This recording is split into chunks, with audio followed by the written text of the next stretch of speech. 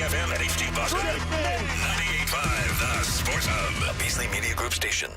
Sports Hub headlines. Presented by Celsius Energy Drinks. The Nashville Predators scored 3 unanswered goals in the third period to snap a 3-3 tie, and they beat the Bruins last night 6-3 at TD Garden. Morgan Geeky's team was chasing the Predators all evening. You know, the starts for them are one of their strengths, and we knew they were going to come on hot. Just where we're at and everything, we knew we had to come to play, and, you know, I don't think we answered that bell fast enough tonight, and we know they got a lot of skill over there. They made a lot of plays, but, you know, we got to find ways to shut them down a little bit and create a little more.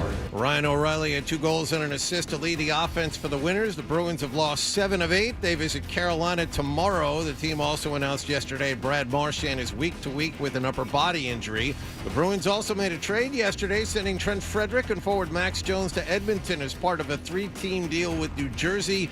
In return, they got a second-round pick this year, a fourth-rounder next year, and minor league defenseman Max Warner. The Celtics will be back in action tonight at home against Portland. Grandy and Max have the pregame at 6:30 and the tip-off at 7 here on 98.5 The Sports Hub. Kristaps Porzingis and Drew Holiday were both at practice yesterday, but both are listed as doubtful for tonight. Jason Tatum and Jaylen Brown are both questionable. Kyrie Irving's out for the season for Dallas. He's been diagnosed with a torn ACL. In NFL news, Philadelphia has signed Saquon Barkley to a 2-year, $41 million contract extension. The Jets have released wideout Devontae Adams, and the Red Sox beat Pittsburgh in Bradenton, Florida yesterday 12-4. They'll play Tampa Bay and Fort Myers today.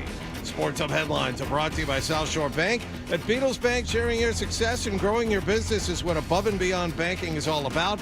Visit SouthShoreBank.com, member FDIC, member DIF, equal housing lender. I'm John Wallach at Boston's Home for Sports, 98.5 The Sports Hub. Your next update at 6:30. You want to talk sports? We want to talk sports. Squeeze the chicken and open the mouth. It's like we were meant for each other. This is why you need us. 98.5 The Sports Hub. Ladies and gentlemen, I need all of you to stop what you're doing and listen. Toucher. Brett Toucher on Instagram. Follow and see dog humping videos. And Hardy. I'm going to withhold sex. On 98.5. Hello. Hey there. Yo. Can we use this for the radio? What? Let me hear you say, oh. Na na na na. Trust me, mommy. Just not enough booty to go around? Say my name. I'm a robot. I'm the son of the post. I'll chase you around a little bit. Wow. Holy smokes. Yeah. Instagram. I want to dip it in, boy. Toucher and Hardy. Watch Daddy and Uncle Freddie knocking back some fun. Having some fun. On 98.5 The Sports Hub. Let's go. I got to maintain space because there were some dudes, there were some heavy hitters in there. You know what I mean? You were probably on the post. Talk to him after that. I texted with him, yeah. I did too. Was he all right with that? Yeah. He loved it, yeah. Yeah. I don't think we said Appreciate you having me in the partnership too. It was awesome. Always. Yeah, dude. Always. I mean, we talked about him and the legal firm that he represents. That's right. I can't think he had a problem with it. Yeah, good luck, dude. Thank you. We'll try. Good morning.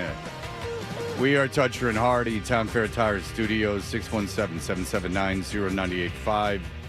Watch us on YouTube. You can subscribe to 98.5 The Sports Hub on YouTube and do all of that.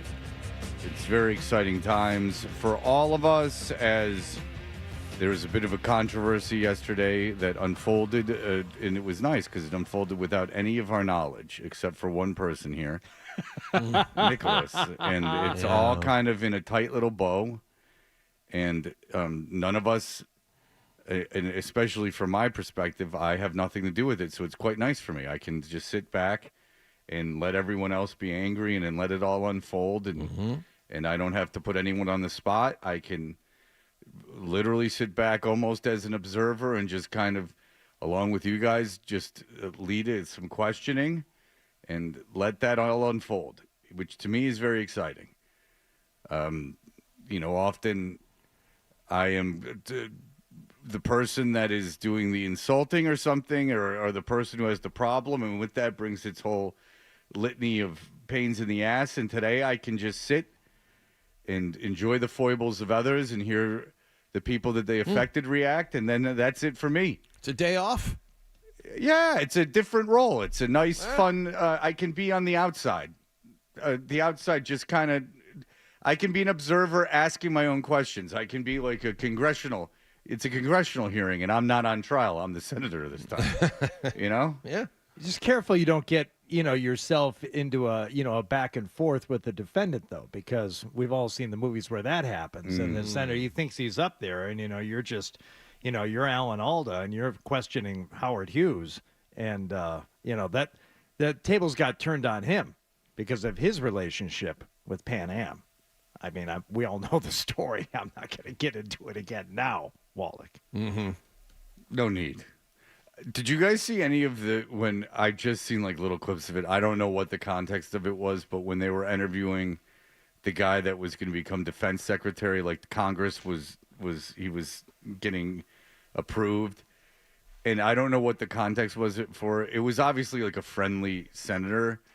And he goes, like, how many push-ups can you do? And he goes, I did 5 sets of 49 this morning. I know what you're talking about. I missed this and part then he of it, started asking him, like, how many magazines or rounds that holds in a magazine or something like that. And I was thinking, like, if you're in the military, like, you have to know what every gun, what it holds and what caliber bullet. I'm being sincere. I'm really questioning, like, do you have to know, like, every piece of ammunition that the military has and, like, the magazines and how many, that seems almost like a little trick.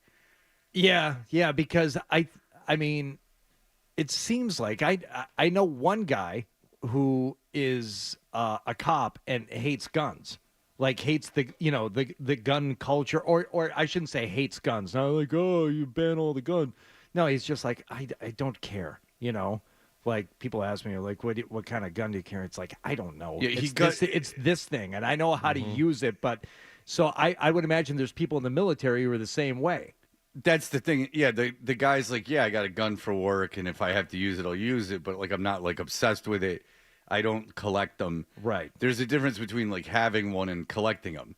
There's also a difference between having a gun for protection and then having 55 AR-15s. Yeah.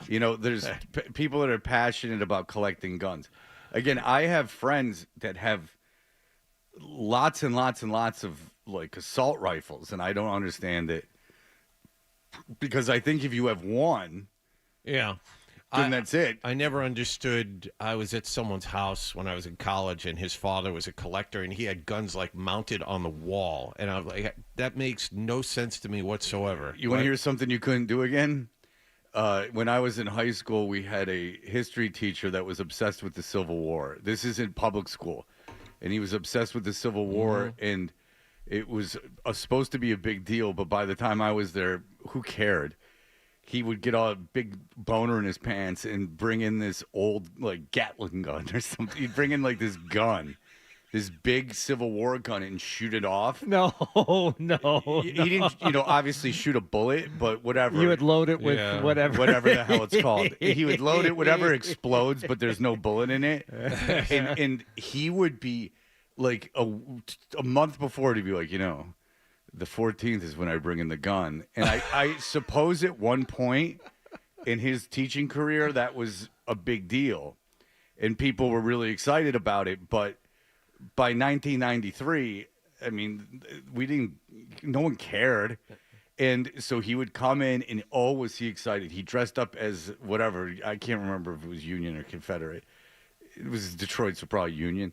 And he came and he dressed up as a Civil War guy, like a maniac and a total dork. And he comes in with this gun and he like preens around for 49 minutes. And then like at the end, he shoots it off and it makes a super loud bang. And then it's annoying because then you have a ringing in your ears for the rest of the day. But it shows you the culture has changed. I imagine now you're not bringing in a gun and shooting it. I wonder if our kids are learning about the Civil War, because my fifth grade teacher also obsessed with the Civil War, and we had to put on a fifth grade pageant all about the Civil War. And I remember there were like two teachers. It was kind of like a split class, and the other teacher was just fed up with it by the end of the year because we spent most of our days preparing for this Civil War pageant and didn't do much else. And to the point where I still remember the songs. Like what do you know about the Cumberland? Lay down, boys, and take a little nap. We're kicking up the fuss in the Cumberland Gap. We all had to learn them. We all had to sing them. Everybody had to do every one. And now I might do this little exercise tonight. Like ask my kids who are well past the age they should have learned about the Civil War, see if they know anything about it. Yeah, the people that are super obsessed with the Civil War, like the battles and how they were fought and stuff, are an interesting bunch. Shane Gillis, as a matter of fact, in his monologue, did something about Ken Burns' Civil War, which is kind of funny. It's just about how guys would say, like, they talk like they were there, like, you know, and then on the night of March 14th, that's again March 14th, 1859, over there in a little Jefferson, Tennessee, there was a man by the name of McCade. And he was, he got to thinking. And it's like, dude, you don't Now, this know. wasn't Two Straps McCade. Yeah, He would come along later in our story, which I will get to. He's like talking like he was there. But there's a value to like knowing that stuff, obviously, and to know about history. And it's fascinating. I mean, you go back to like Rome and stuff. It's fascinating that there were people writing down their thoughts at that time, but to act like you were there. But that's the thing. Like like a 50-year-old teacher in the mid 70s had or could have easily had multiple relatives in the Civil War. Sure, like grandparents or great grandparents, right? Great grandparents. Great grandparents. Do you ever run into a guy who had figurines and spent time painting them to make sure they were historically accurate? No, just Mike Myers, I know, did that. Yeah, no, I ran into the same guy who had the guns on the wall, had the magnifier and the little paint and the little thing, and he wanted to make sure everything was perfectly accurate, which leads me to my point.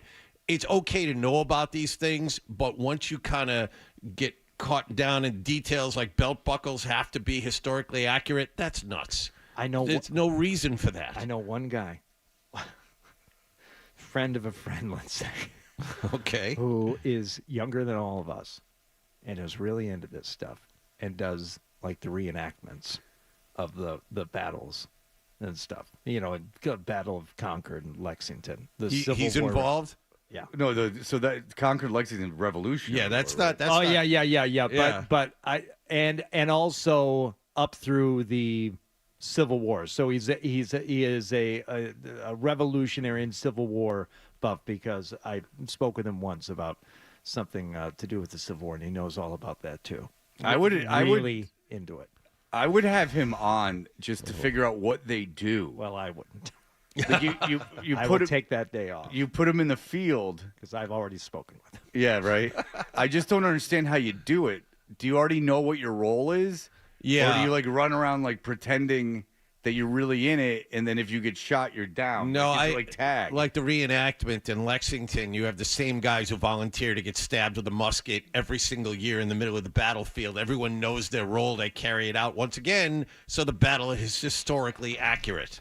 How the hell would they know? I have no idea. Because they do. Yeah. I have no idea. Therein lies my other point.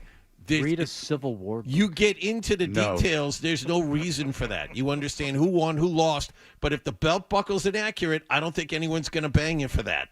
Right. Or if you get stabbed in a different way. Yeah. You get stabbed no one's in a different bang way. you for any of this. No one cares. So, do you ever have like something that happens where your friends from some generation, it becomes like this magical joke for like a year? The guy that shot off the gun, I can't remember his name. No one would remember his name.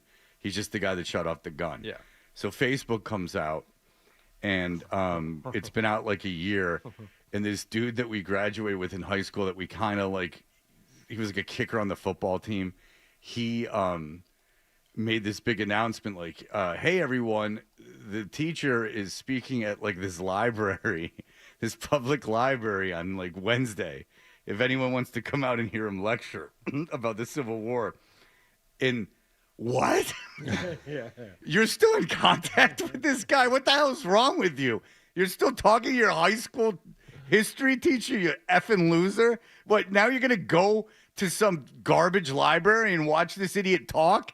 What's and was it glorious? Oh, was it glorious? Because this guy's avatar, like his not avatar, but the picture on Facebook was him on a jet ski with sunglasses on, like with a super close up of his Hell face. yeah. Yeah, like it just, you guys going to see, Mr. Burbank do his speech at the Livonia Library? No, as a matter of fact, Ryan, none of us are doing that. You're out of your mind. How the hell did you even become friends with him?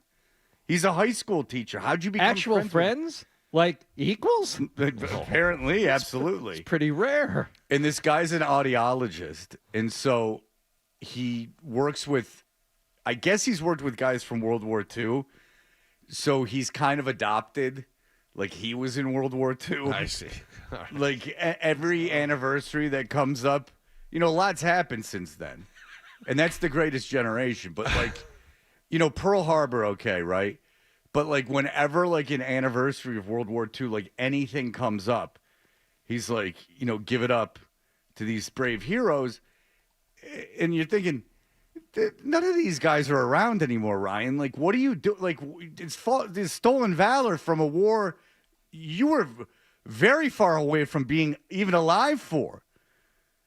He must have like treated like one World War II guy that was like 90. Because that World War II guys are our parents' generation. That's our grandparents' generation. That's right. Ours. And if you're most of our audience, it's probably your great-grandparents' generation. Yeah. So, or half the audience, it's your great-grandparents' generation. This guy, Ryan, he's something. He's also a big Michigan Wolverines fan, even though he went to Central Michigan. I was going to say, so I'm automatically assuming he attended the University of Michigan, as most Wolverine fans do. No, he went to another state school in Michigan that plays Michigan sometimes. Yeah. Which always annoyed me. Here's your Hegseth guy. How many push-ups can you do? I did 5 sets of 47 this morning. Okay. And what size round does the M9 Beretta standard issue sidearm for the military fire? A 9mm. Yeah, like I don't know what that's got to be set up, right? Because the guy's How not. many rounds of 5.56 can you fit into the magazine of an M4 rifle? Depends on the magazine, but standard issue is 30. I don't know why you would care if you're the defense secretary of these things. It seems like an awful lot of minutia. You're working at a macro level. What kind of batteries do you put in your night vision goggle? Duracell. Oh, you know what? Saucy minx. That took the temperature down in the room a little bit. That was good. That's like laughing. Like the senator was the straight man. Yeah. And the other guy, it was like Tommy Smothers, the Smothers brothers. Like Tommy Smothers was the guy being interviewed, and his brother was the guy asking the questions. It was like an old vaudeville act. I think that I didn't know what I was going to do with Reese today, but as we are rescheduling some segments due to young Nicholas and his activities yesterday, I think maybe I will do the segment with young Reese, the intern, in the form of a congressional hearing, and I will question him on things like that. Oh. Yeah, because Reese is our intern is a collegiate. What do you call it? What do you like to call it? I don't want to offend you. He plays ultimate. He's an ultimate player. Ultimate No. See, you already screwed up. Ultimate. Just say ultimate. He gets really offended if you use all right, Frisbee. but how would you describe then ultimate to people? Ultimate Frisbee. Okay, so he plays ultimate Frisbee. No. Fred, I'm speaking to somebody who has a vast wealth of knowledge. I don't have to dumb it down for you. For the audience. You would have to. You're dumbing it down for the audience. Perhaps I give them more credit than you do. My bad. So anyway, Hardy, is thinking he just watched Miracle, so he's thinking that he might have to step in honor of Gene Hackman dying in Hoosiers. Yeah, that's right. To this day, my wife still insists on calling it extreme Frisbee because she knows it makes my back crawl. Oh, is that one of your extreme Frisbee friends from back in the day? Good for her. She'll hear me talking to somebody. Yeah. Good for her. She's putting you in your place. All right, the Bruins might get a lottery pick, which would be good because they're not making the playoffs. Plus, they made a move. Lots to talk about with them. We'll be back in just a moment. You're listening.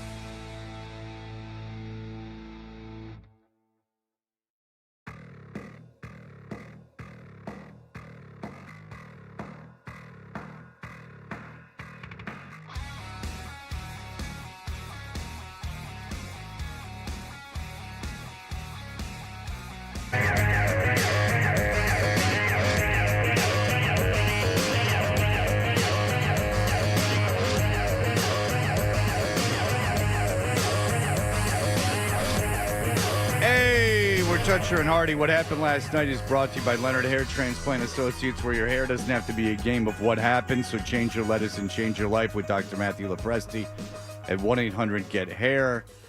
Hardy, please proceed. All right. The news started coming down yesterday afternoon, as we've been talking about for over a week. Are the Bruins going to do anything before the NHL trade deadline on Friday afternoon? Will they do something early? Will they make some moves? And one of the players that was mentioned more than any other has been, in fact, moved. Trent Frederick, first player to be sent away from the Bruins, going to the Edmonton Oilers, part of a 3-team deal. Involves the New Jersey Devils. Bruins get a 2025 second-round pick that previously belonged to St. Louis, and a 2026 fourth-round pick from Edmonton, as well as defenseman Max Wanner. Wanner. Mm-hmm. Thank you. Mm-hmm. Bruins also send Max Jones to Edmonton as part of the deal. And the Devils, I've taken on half of Frederick's money. Okay, so we've had a lot of guys who know more about what's going on than we do say, if you traded Marchand, you wouldn't get a first-round pick. Well, you got a second-round pick for Frederick. And a pretty decent one, too. It's St. Louis's, not Edmonton's. Yes. So this is, now it's at least a first-round pick for Brad Marchand. No questions asked based on this. And if you trade, I've heard speculation, if you trade Carlo, you'd get a second. But Carlo's got term, and he's a top 4 defenseman. So if you traded, I don't think they're going to trade Marchand based on what I'm just reading. I don't know anyone there anymore. I don't know anyone that I talk about the NHL with there anymore. I talk about other stuff with some of them. But, I don't think Marchand's going to get moved, and maybe he shouldn't, because if they want to compete next year, maybe they need him. And maybe it's better that they sign a contract extension, and then you have Marchand. And I guess that's not the worst thing in the world. Everyone likes him, and he's good. But Carlo, if you move that and you can get a first, a third, and a prospect, you got to do that. You got to do that. He doesn't have any kind of legacy here, or he's not a captain. You move him, and you can fill in another big-bodied defenseman. I know Carlo's a top 4 defenseman, but you're very top-heavy on defense in terms of your salary structure. So I bet you anything they're trying to move him, and I bet you anything that they can. And I like that the Frederick move happened this early, because it shows that, all right, this is done. We got rid of the most obvious thing. Now let's get down to business, I think, with something else. I agree with you on Carlo, but I don't agree with you with Marchand. I understand your point, but you need, if you're telling me you can trade Brad Marchand to Vegas or Colorado or one of the teams that's competing, and you get a great young player in return. Oh, okay. Yeah. You or a first and a decent sized prospect. You need to get young players in this organization. You need to get draft picks. You need to get cheaper contracts. All I'm saying is, you trade Carlo, trade Marchand. This team isn't going anywhere, and I think the idea of them competing next year, it might happen with the salary going up, and you could add some people, but you still have Lindholm's albatross of a salary weighing you down. Well, and Swayman's too. Yeah, Swayman. I mean, you got a bunch of big salaries. All I'm saying is, you deal off the parts while you can. It's good business to do this based on where the franchise is. You just gave 2 different returns, though, that are vastly different. A first and a decent prospect is one thing. A first and like a young player that's going to play for you is an entirely other thing. Either or. I would take either or. I don't know. I might take the second. I'm not, but I don't think it's a disaster if they don't. But if someone after a first and a young kid that was going to play for you, then I would obviously do that. But I do see the logic after talk. I mean, we talked to him. I'm not talking to anyone you guys don't talk to. It's on the air. Like after talking to, Fluto thinks they should trade Marchand. But when I hear from the Globe, DuPont? The guy we had on yesterday. I can't believe I can't remember. Jim McBride. I apologize, Jim. Is when I hear him talk. I mean, he makes decent points why they would keep him. So I'm with you if I ran the team, but I understand there's more to it than just the black and white of trading the player for the return. There's levels to it. With Patrice Bergeron, they were never going to trade him ever, right? Right. With Marchand, they really, really, really don't want to. It's a difference. There's that difference. He doesn't have the Bergeron level of he's never going to get traded. Don't worry about it. Marchand, man, they don't want to do that. It sends the wrong message. It's the wrong thing to do to that guy, but it's not never.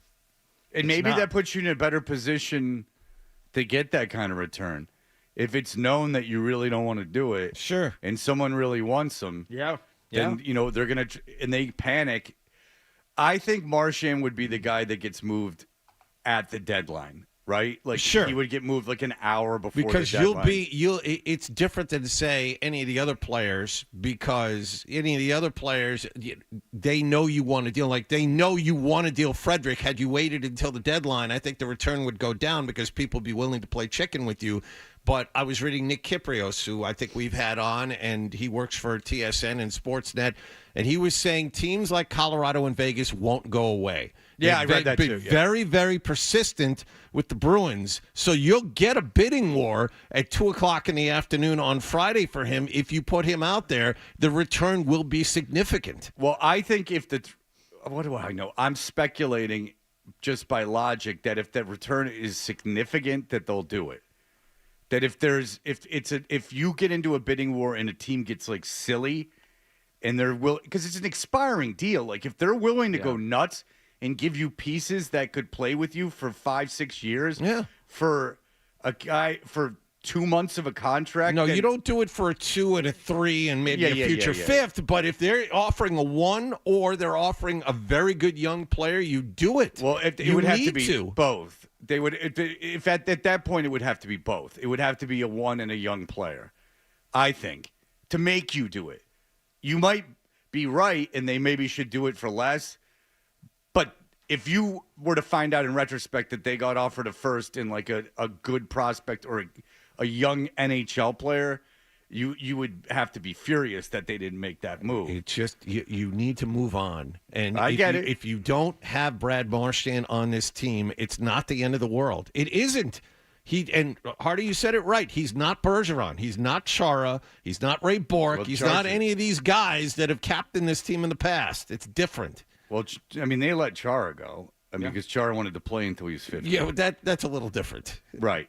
Chara was 45 when he left. The other danger of re-signing Marchand, and again, I really like Marchand, but the other danger is just his age and the way he plays. 3 surgeries last offseason. He's out week to week now. I understand people get injured in the NHL, but he's 36 years old. I imagine these injuries are harder to come back from. Where is he going to be? I guess they're negotiating, and it's come down. You read this, right? They're negotiating. It's come down to term. Yep. And if I'm the Bruins, I'm holding firm to that because you did that with Bergeron, Krejci, and Chara. They took year-to-year deals at this age. Yes. Yeah. Oh yeah, of course. At this age, they took year-to-year deals. What's the most you would give Marchand right now? Years. The most, if pushed, 2. Yes. Yeah, I was going to say 2. Yeah, I wouldn't give him more than 2 years. And I guess Marchand wants 3. I would not give him 3 years. Nope. No. No. And if that's fair, he's got to know that's fair. 2-year deal at this stage for him and most players is fair. More than fair. Yeah. If you're listening, Brad Marchand, which you're not, because I talked to a Bruin yesterday that was unaware that he asked me if we were still on the radio. That's great. I don't know if he was being cute or no. It's like a huge weight. Every once in a while, you'll think in the back of your head, I don't wonder if this is going to get back. Oh no, it gets no. Well, I can tell you, in 2011 through 2016, they were listening.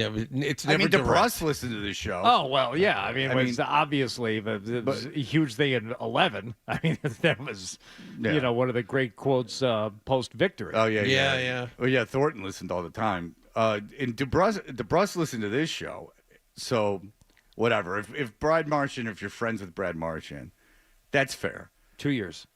2 years is fair. Let's be real. That's fair.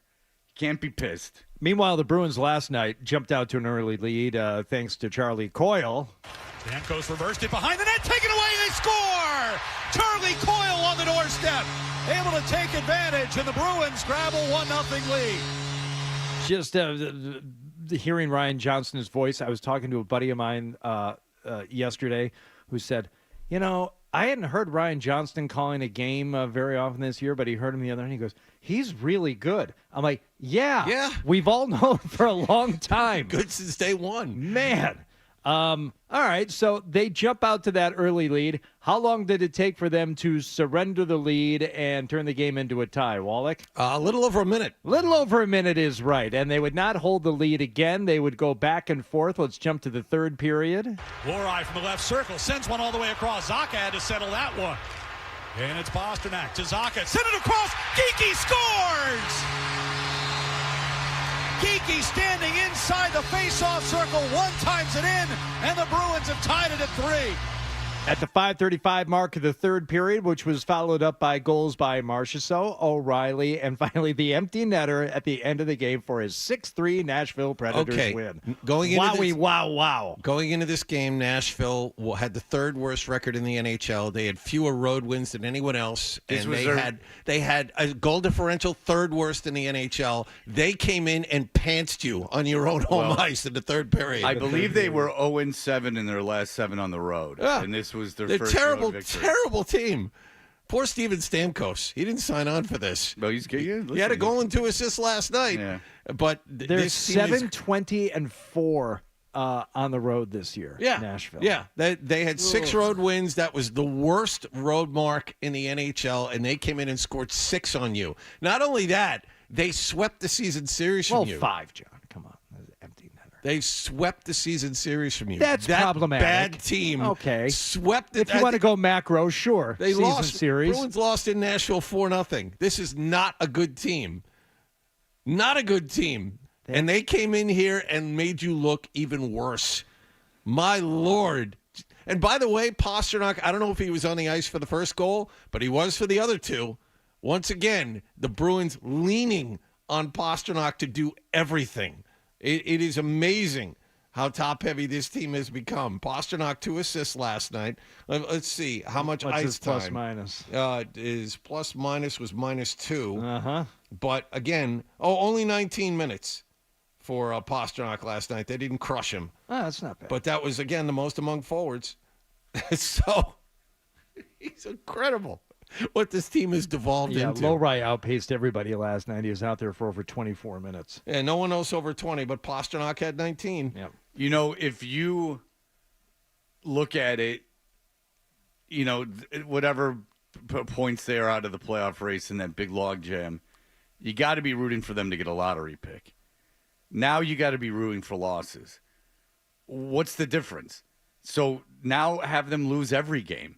Have them lose every game and let them slide into that lottery. Who knows what happens from there? Now you get into real situations where you might be able to do something. Right now, they have the 11th overall pick. There's a big log jam. The Bruins technically only 2 points out of a playoff spot, but there are 3 teams in between them and the last team. Yeah, I mean, look, if they would have won maybe 4 of these last games, then fine. Oh. Rob, go ahead. Then they'd be in the playoffs. Rob, go ahead. Hey, guys. Hey, a couple beers, no beers. So a real simple solution, maybe I'm just a simple man with Marchand. He's 37 years old. If Colorado or Vegas wants to give you a second or even a first round for him, you send him. You do a wink-wink handshake deal. They're not going to sign him to a long-term deal. They just want him for a cup run. Give him a chance to get the cup. You sign him again in the offseason for a veteran minimum team-friendly deal. Well, he's not going to sign veteran minimum, but we did talk to Billy about this. We talked to Fluto about this. It's extraordinarily rare that happens in the NHL. There could think of 2 instances where it's happened in the last 20 years. And the belief is Marchand's going to be all pissed off and that wouldn't happen, that he doesn't want to play for anyone else. Believe me, we've considered it. It would make sense for everyone. Marchand's not signing for a veteran minimum. No. There's no way. No. So, and he shouldn't. But, yeah, we've talked about maybe it's the best for everyone. You just got off that 4 Nations where you won with Canada. You finally got your national win with Canada. maybe you liked playing with those elite players. Why don't you go off and take a run? We'll take you back. But apparently that's not believed to be something that would happen. That it's believed that if you got rid of him, he's gone. He doesn't want to come back. So we all considered it, and logically it makes sense, but I guess it's just not going to happen. All right, here are the headlines. Essential Sports Hub headline presented by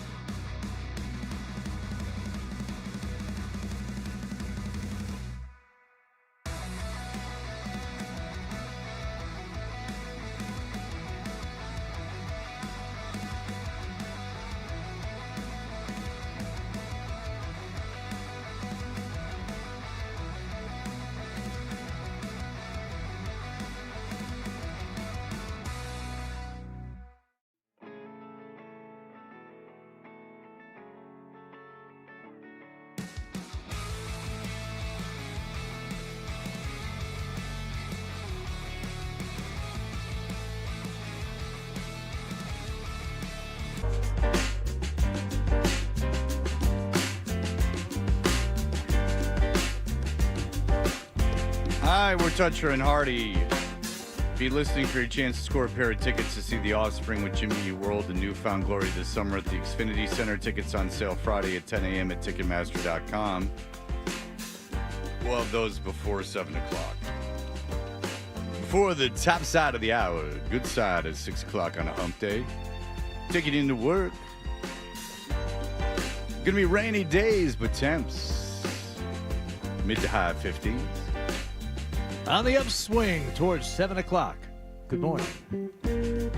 Yeah, cool breeze, 98.5. You know, tonight, if it's raining, maybe you make a fire, get your lady in front of it, and rip off the dial and just mellow out. My hand transfer. Oh. All right. My mom used to sweat the Manhattan transfer. They had a video that got played on MTV where I've looked this up since you've been on the show. There was a video that was in heavy rotation. Killer Joe? No, you did that last time too, and it's not. It's like Java Jive. I remember some of these songs. How did Java Jive go? I love coffee, I love tea, I love the Java Jive and it loves me. Okay, Manhattan Transfer. It's got to be the boy from New York City. Oh, no. Do I do diddy? I think it was that Killer Joe. New York City. No. And it was a claymation video. Oh. All right. So they played this. It was claymation and them, but like one of the guys in the group, the oldest guy he was bald with a ponytail to deal with, and I understand why. Just told you at my last broadcast, Rachel Bolan was there, and I don't mean to name drop, but they can make a very good case why they're not getting back together with him. He wants to. But they despise him. Yeah. And for good reason. He's intolerable to deal with. Yeah. Intolerable. He's out of his mind. And so they don't want to be anywhere near him. Plus, they get all the publishing. So they don't need him. Because Bolin and Snake Sabo wrote all those songs. Is everyone else really interested in this? Eddie Trunk is. Yeah, but you have Eddie Trunk. I mean, you can go talk to him, and he'll just call him up. He'll just text him, right, and they'll be right on. I don't know have Rachel Bolan's number anymore. I could get it, though. Sebastian Bach said, I Remember You was the #1 prom song in the United States of America in the year 1990. Now, I don't know how these statistics were kept, but since he said it, I believe Must be true. Our graduation was very heavy on Boys to Men. It's so hard to say goodbye. Oh, yesterday. Really? Well, this surprises me. Why? It's really... Why? Why? Why would that surprise you, Hardy? That doesn't make any sense. Why would that be played? Well, I think that you've misread the song. It makes total sense. The franchise tags, the most notable thing was that there were so few yesterday. Only 2 players franchised in the NFL yesterday. T. Higgins of the Chiefs and Chad Ochocinco says that's very bad. Ocho, they tagged him again. Your reaction? Disrespectful. It's disrespectful. All it's saying, the first year, all right, you tagged me. Okay, you want me to bet on myself. You can see if I can repeat it and do it again. The second time you tag me, it's like when you like a girl, you're interested in her, and she puts you in the friend zone. I don't really value you long term, so I'm going to put you in the friend zone. And we go at some point, sometime to say, all right, is allowing the Bengals to buy themselves enough time to maybe work out a deal. But if you wanted to work out a deal, you would have done it a long time ago. Oh, wow. Nothing's guaranteed in the NFL, and you got your money. $47 million from those 2 franchise tags. Yeah, for a number 2 receiver. Almost 48. Yeah. $48 million. Yeah, not so bad. So they're not going to be able to. This is unsustainable for them. You can say whatever you want about the NFL cap, but Burrow's not taking a pay cut. They're going to make Jamar Chase the highest paid non-quarterback in the NFL, and they're talking north of $40 million a year for him. Then is it Hendrickson or Hedrickson? Their top pass rusher. Their top pass rusher is a free agent, and then they got to. I don't think there's any way they can keep T. Higgins. I don't care how much the salary cap goes up. They got to trade that guy. I mean, they get an extra $22 million worth of cushion from this year, from last year. That's how much the cap went up. They can't afford him. But there's not a chance they can afford him. Yeah, because they moved their center yesterday, or a guard or a center yesterday. They released that guy Capo, one of the worst offensive linemen in the league. They released him. So they're trying to make space, but it doesn't seem something that's sustainable. All right, caller number 10 of the contest line, 617-931-0985. We'll score a pair of tickets to see The Offspring with Jimmy Eat World, A Newfound Glory, this summer at the Xfinity Center. Tickets on sale Friday at 10 a.m. at Ticketmaster.com. When we come back, young Nicholas stepped in it yesterday, and it had nothing to do with any of us. So this will be glorious. We can just sit back and comment and not have to be involved. All right, that will happen in just a moment.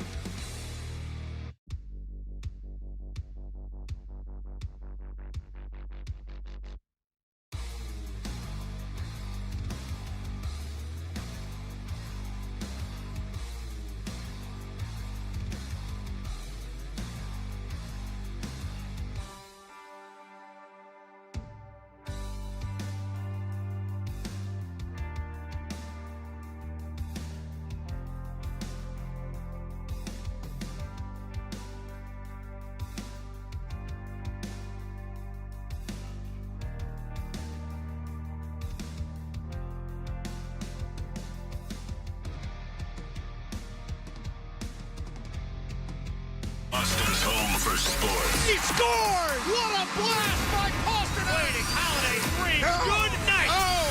WBZFM and HD Boston 98.5, the Sports Hub. Beasley Media Group station. Sports Hub headlines. Presented by Celsius Energy Drinks. The Bruins now have one win in their last 8 games after a home loss to Nashville last night. Up down and brought in across the line by Forsberg. Pivots away from Pasternak. Forsberg toward the slot, and they score. Marchessault gets the feed from McCarron and deposits it into the net, and the Predators are back in front 4-3. That's Ryan Johnston last night here on 98.5 The Sports Hub. Jonathan Marchessault's goal at 8:28 of the third period put the Predators ahead to stay in a 6-3 win at TD Garden. Charlie Coyle, Jordan Osterley, and Morgan Geekie each scored once, but the visitors put this one away with 3 straight third-period goals. They visit Carolina tomorrow night.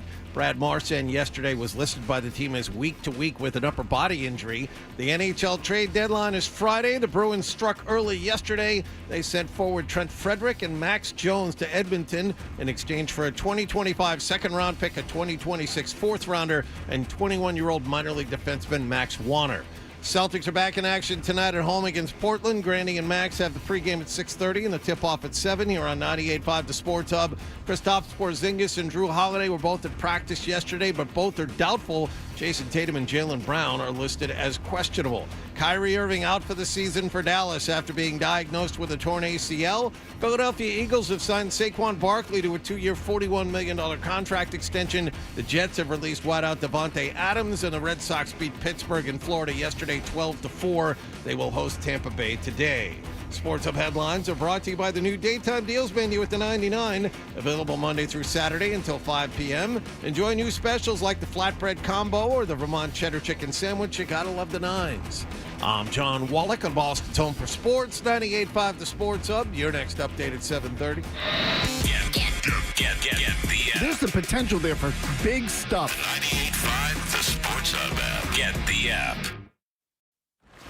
Hey, if your alarm clock sounds like this is the show for you. Toucher and Hardy, The Sports Hub. Hey, we're Toucher and Hardy. Brought to you by FanDuel Sportsbook. Make every moment more with FanDuel. You can watch us on YouTube. Subscribe to 98.5 The Sports Hub on YouTube and get all that happening. You'd be doing us a solid. They want people watching on YouTube. All right. This is kind of funny because it all started. Let me set this up about how this all started happening, and then I'll get out of the way as much as I can. So on Sunday, I was looking at my Facebook account, and there was a guy whose name I didn't recognize that, but I'd seen that he had been someone who'd reached out before, and I just took a picture at the Celtics game because the station wants us to, and the guy was basically F you. And it was not like your show sucks or you're ugly or something like that. It was just F you. And I'm like, this guy is just these, they're not insults. They're just these venomous, just F you, you piece of ass, like that kind of stuff. And so out of curiosity, I looked to see the guy's account, and I saw that we had a mutual, we were following the same person, and that is Nick Gemelli. So I texted Nick Gemelli, and I'm like, hey, do you know who this guy is? And Nick said, yes, he's a groomsman in my wedding. And he goes, should I text him? And I'm like, no, don't text him. I'm like, I was just wondering because I thought maybe I had done something to the guy. Like maybe I'd gotten drunk like when I was out with Nick or something like that and was an a-hole to him or something, and I felt bad. But it turns out I've never met the guy. So I've never had any personal interactions with him. This is just what he does. So whatever. But what was funny about that, more than it was a groomsman in his wedding, which is pretty funny, and I appreciate Nick's trying to like defend me, but I don't feel that necessary, and I don't want the guy to feel bad or anyone to get on him. But I did think it was funny. But the funny part of the story was, Nick, this has happened before. Just very quickly synopsis of it. Yeah, apparently my friend went after Dan Lischatz, who works here on the Sports Hub, and apparently he said something a few years ago. Dan likes to tweet a lot, and we'll get to that. Yeah. So one of his tweets, my friend tweeted him and said, "Shouldn't you be taking care of your family or something like that?" And that turned into Dan texting me and Tucker saying, "Who is this guy? You guys follow each other. I know people at a certain. I know people in Providence. Tell me his contact information right now." Or tell him to stop, blah, blah, blah, blah, blah. Okay, so that's funny. Yes. So, because again, the idea that these guys in Providence are going to come up. I think just Providence is like a headquarters for a Twitter security. I think that's all he meant by that. Oh, absolutely, probably. And so, anyway, here's how that looks to me, and you guys tell me if I'm wrong. Here's a story of a guy that crapped on me, and it's funny because it's Nick's friend. And, oh, by the way, he crapped on Lifshats, and Lifshats reacted differently than me, which was kind of funny, but in the end, we're both being insulted. Is that a fair way to put this? Yes. So I'm part of the joke, too. The joke's on me, too. That's how I look at this. So there's someone out there who finds you both detestable. Right, and so that's kind of, and it's one of Nick's groomsmen. Yeah. It's like, that's the joke, okay? To me, that's the joke. I'm the butt of it, too. That's right. Nick's a good friend. Because sometimes it's got to be me half the time, but this I'm mystified by. So to me, we're both the butt of the joke. Dan and I are the butt of the joke. In fact, you work on a show I'm on, so I'm the bigger butt of the joke. Dan's reaction's kind of funny. So first of all, both Hardy and Nick had trouble finding this tweet because Dan has been up since 2 o'clock in the morning. No, he was up until 2 o'clock in the morning tweeting. You know, when you go to the top of somebody's Twitter profile, you can see how many times they've tweeted, and this includes replies. So I've been on Twitter pretty much since the beginning. I've tweeted, I think, an embarrassing number of times, almost 14,000 posts or replies. How many tweets do you think Dan Lifshats?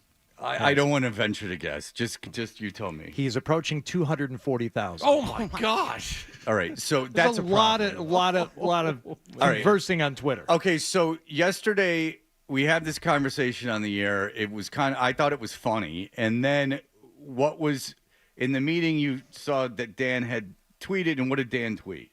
He said he was responding back to somebody isolated the segment on the internet, and he said, "Yeah, he went after my family. Of course, Nick didn't tell the story correctly because he wants clicks and attention. Relax."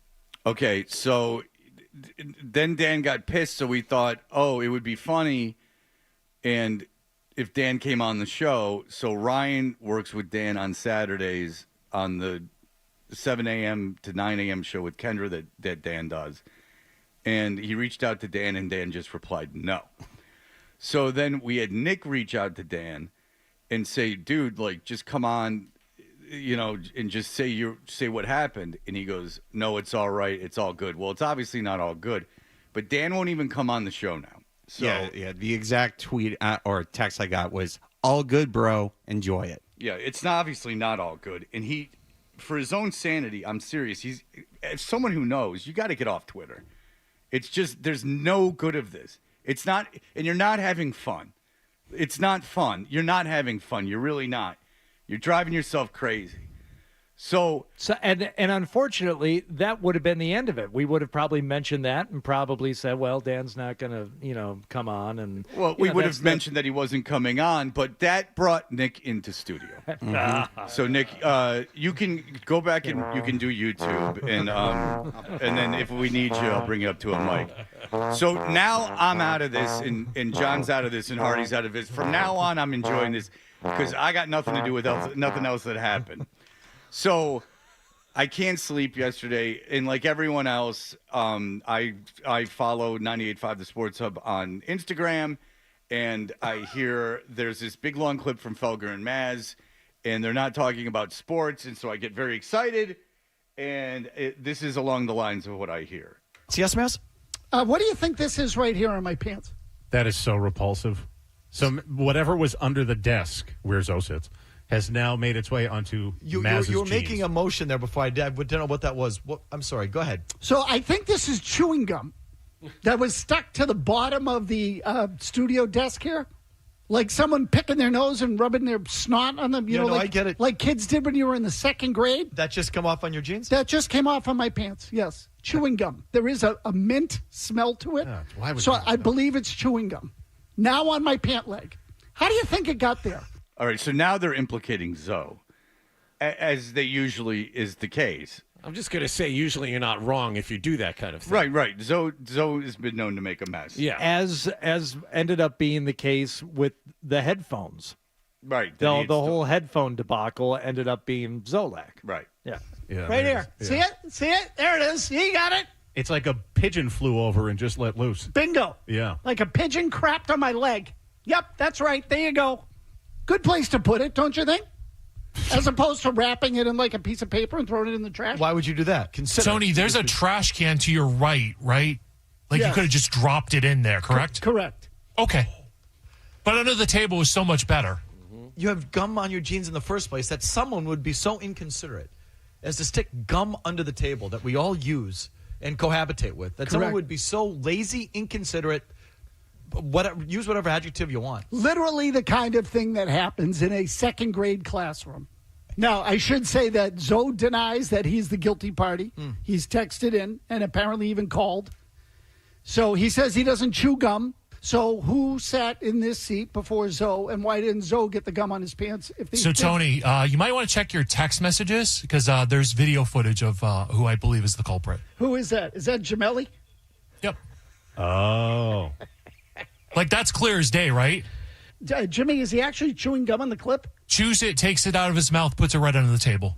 It's clear as day. Yeah, there's no way he can talk himself out of this. Can I ask you something? Yeah. Who does that? Nick Gemelli. A hammerhead. How old is Nick Gemelli? Like 40? Is he really? Yeah. Something like that. My guess is he didn't even realize he did it. No, he did. Oh, did he? Oh, look at the film. He like thought about it. He double clutched what to do with the gum. And then he's like, oh, nobody will notice. I'll just put it under the table. It's like going through his brain while he's digging through this crap. He's like, Well, we got that right. No truer words or sounds have ever been made.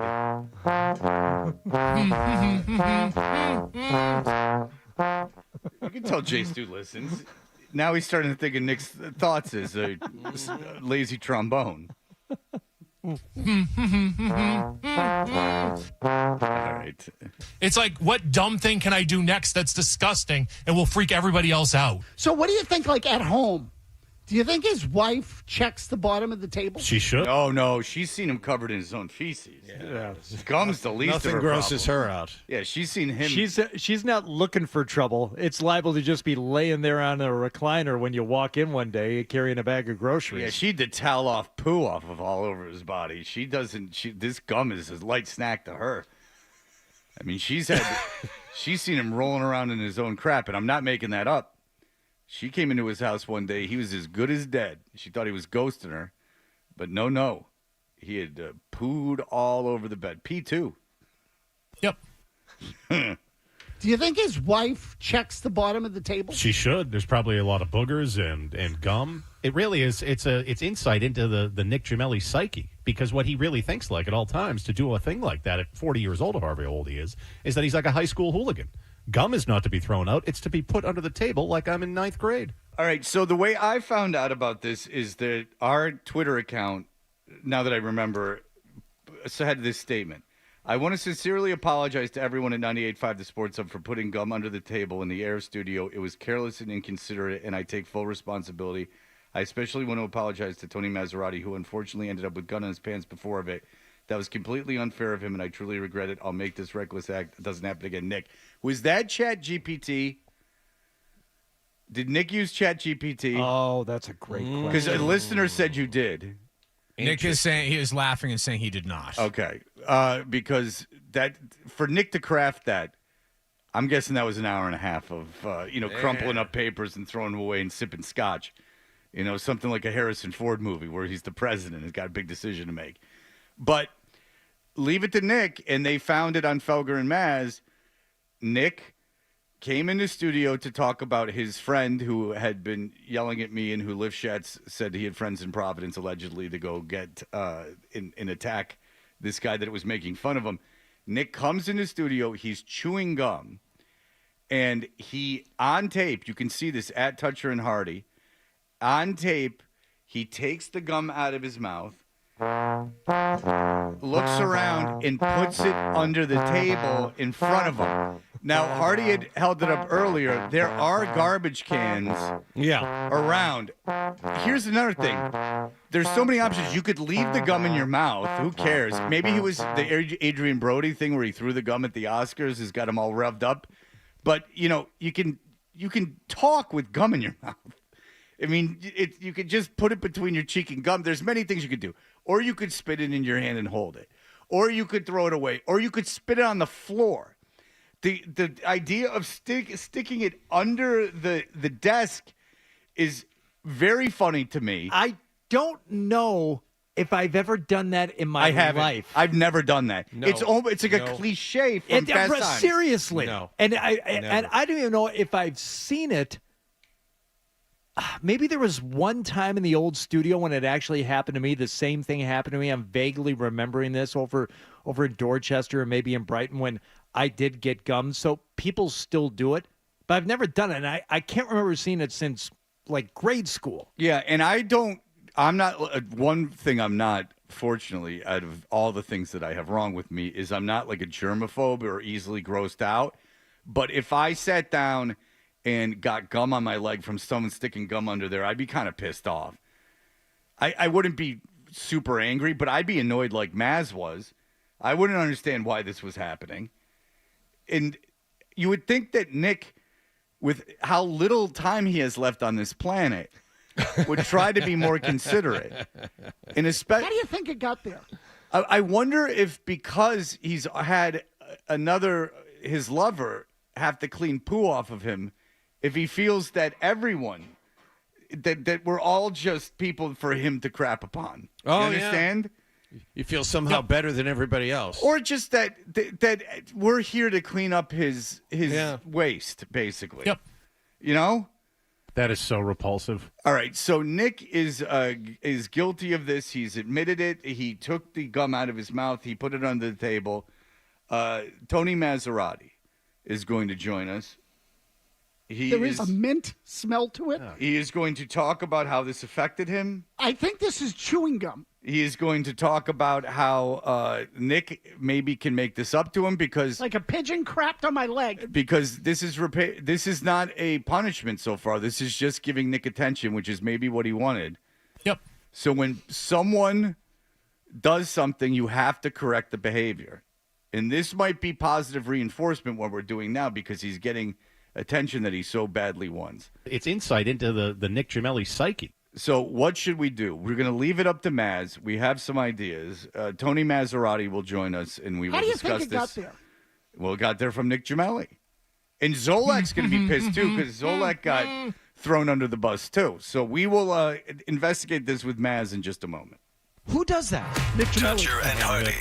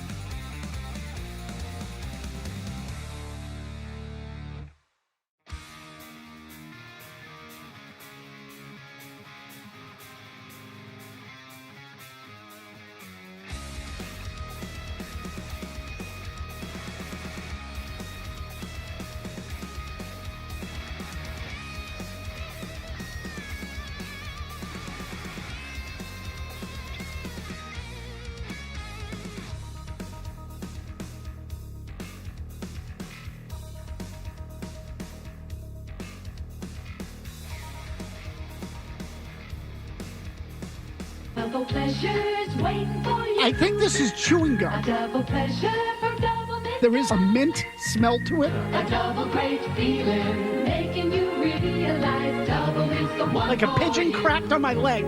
Double fresh. Okay. Double smooth. Yep.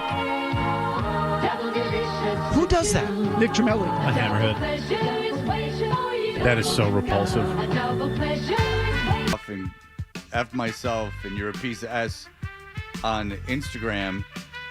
And, so he had that to blame. And then Livschatz, he had the great story of Livschatz allegedly asking Nick's for the guy's information and saying that he knew guys in Providence and that the guys from Providence were going to come up and cause problems. That's all alleged. You can try to sift through Dan's text messages that go through 2 o'clock in the morning if you would like to find that for yourselves.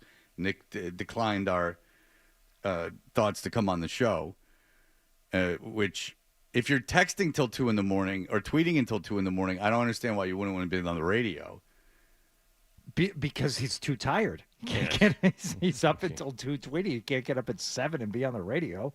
And if you're so completely just over it and bothered by all of this, why are you even on the radio? What do you get out of it? Well, it's a whole different conversation.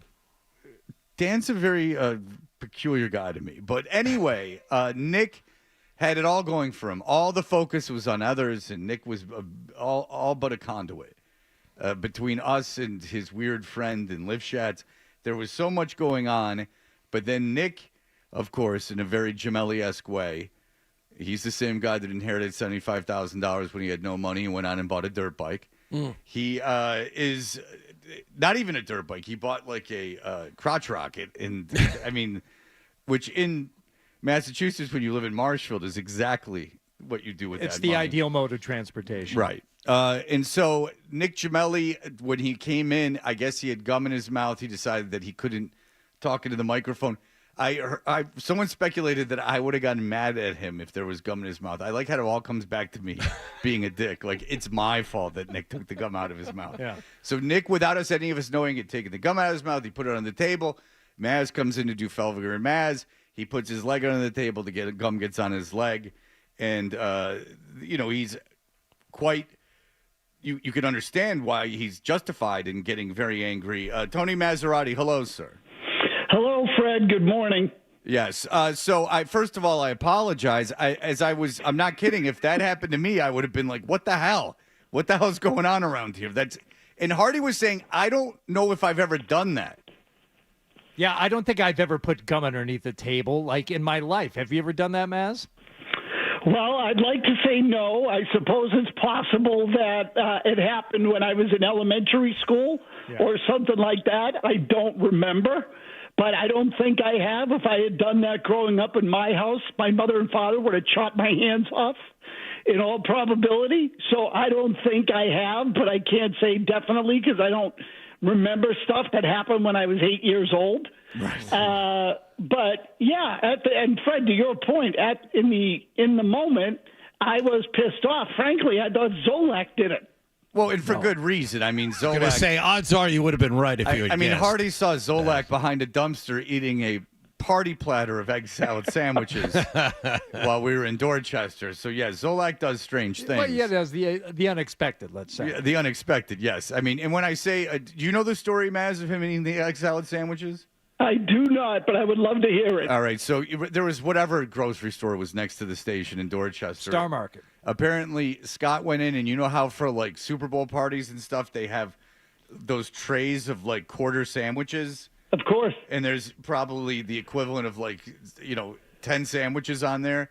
Zolak purchased a whole one of those and then hid behind the dumpster in back of the station. He had parked in front of the Star Market and then drove the back way around, but this was at a time when he was supposed to be eating healthy. That's right, quote-unquote dieting. Yeah, he was one day into his new program, so he stopped his truck. He got out, crouched behind next to the dumpster, and Beetle spotted him. When he was taking the same path into the parking lot, Zoe crouched there eating his egg salad sandwiches. Yeah. Very good. Yeah. Well, I'm not. That would explain, or it at least jibes. I don't need to tell you guys when I come in that there is often, there are often crumbs, condiments, all kinds of stuff strewn about that area at that station in the studio. Right. Yeah, So- he eats seafood. So you were you would have been Shellfish. convinced, I'm sure, that Zoe had put his gum under the table. Now you guys, and we've heard like a consolidated clip of this from your show. The discovery of the gum, the indignation, the naming Zolak as the prime suspect. How long did it take before somebody came forth with some evidence that it was in fact Nick Gemelli? So I would guess, Hardy, that happened within, 20 minutes maybe, because apparently Jimmy Stewart was watching your show yesterday morning and said, wait a minute, I think Gemelli was sitting in that seat this morning. Yep. And I kid you not, Jimmy then went on and found the video of Gemelli sitting at the seat where he clearly takes the gum out of his mouth. First of all, he reached for it and then balked. So it was like, I'm going to take this gum out of my mouth. No, I'm not, and put his hand back down. And then after thinking about it, reached up a second time, took it out. You see his arm go under the table, stick the gum on the table, and then he looks to his right, looks to his left as if to say, did anybody see me? So once I saw the video, I said, this is unbelievable. So we made sure to put that on social media. Oh, no, and that was very wise. Had there been an etiquette umpire there, he would have thrown his hands up in the air and said, whoa, whoa, whoa, whoa, whoa. Well, what Tony's saying is there was a moment of realization he can't plead insanity because there was a point where he second-guessed it. That's what you're saying, Tony, is that this wasn't necessarily premeditated, but it was not an impulse act. He took it out and thought. Yes, I would say he knowingly placed the gum at the bottom of the desk in the studio. He knew what he was doing. There's no question about it. All right. So I'm not joking. If that happened, I'd be like, oh, Jesus Christ. Like, now I got to deal with this. Did you feel better when you knew it was Nick and it wasn't Zoe? Or because it wasn't Zoe and that was unexpected, did you find yourself getting more agitated? No, I definitely felt better when it wasn't Zoe. Okay, because you didn't know what was on the gum if it was Zoe. Is that because you feel that with Nick, it is not a willful disregard for your coworkers' environment, as opposed to with Nick, it's just the actions of a simp? That could be part of it. I don't know Nick as well as I know Zoe, and frankly, I'm a little tired of Zoe's messiness and sloppiness, so I have less patience for it. And I would say of late, Zoe has been a little bit better. I've noticed that. But that aside, it's like, at what point does this stop? So, and I've come to the conclusion that Zoe is probably never going to stop. And I love Zoe, but, it is what it is. We all have our flaws and quirks. That's his. So I just thought, you've got to be kidding me. And because we obviously went through the whole thing with the headphones, which was I don't know how many months ago now. And in that case, I'll say this. That I've come to the conclusion that anytime anything happens at that workstation, it's one of two people.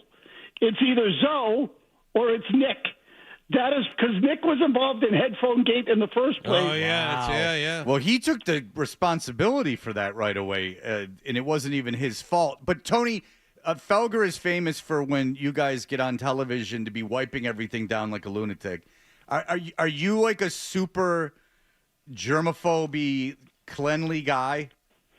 I wouldn't say I'm a super germaphobe, but I am generally a little bit of a neatnik. That's my dork tendency, so I do clean down the area. Right. But I would say I do that like I would at like if you go to a gym or something, Fred.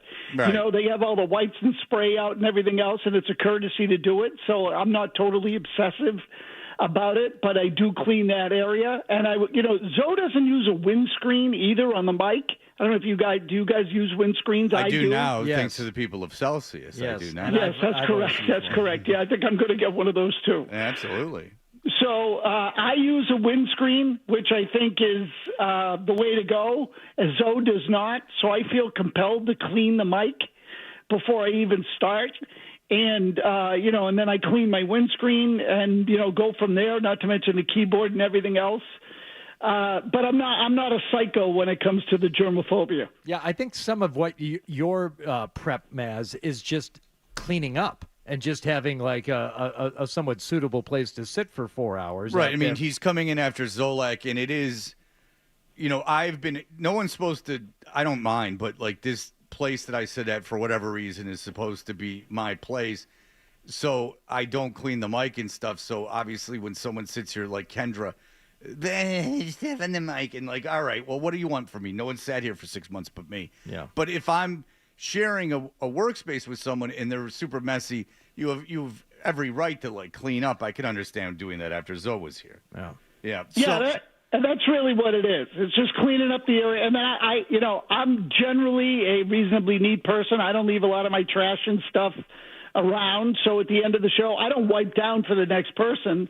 I assume that the next person will do that. And frankly, after me, there's no one that sits at that seat in the next show because Joe Murray comes in and does the night show by himself. What's the status of the pants and the gum on the pants? So I had to work at it a little bit, Hardy. I sort of got some wipes. I got a sponge. I even got some plastic utensils. I had to kind of scrape it off there. But I think I got most of it off. We'll see what it looks like when I get it through the wash. Okay. But I think there was still some residue on the bottom of the desk in the studio. I tried to scrape as much of it off as I could. And I couldn't find like a piece of tape or something to put over it because I didn't want my pants to stick to it again during the course of the show. So what I had to do was cut off like or rip off a part of a sheet of paper that I had, with our outline and whatnot for the show. And then I stuck that on it so that it basically served like a piece of tape. Still there. Yeah, but that is, I think that's still there is right. Yeah. All right, Tony, is there any concern that whatever mystery illness caused Nick to become almost comatose in bed and defecate all over himself only to be found by his now wife somehow has transferred to that gum and now there's a chance it will affect you? It is, after all, a mystery illness. Excellent question. I think there's always that concern. Yes, I sit at that chair every day wondering what's going to afflict me in one way, shape, or form. But yeah, sure, of course. I mean, I can tell you this, that after I scraped the gum off my pants, after I scraped it off the desk, I think I washed my hands 2 or 3 times. Yeah, well, a lot of good that'll do you. I mean, Nick, went to the doctor and they couldn't figure out what was wrong with him. And so, you might be happy that it wasn't Zoe, but Zoe doesn't have a piece of plastic in his heart, and no one can figure out why, Tony.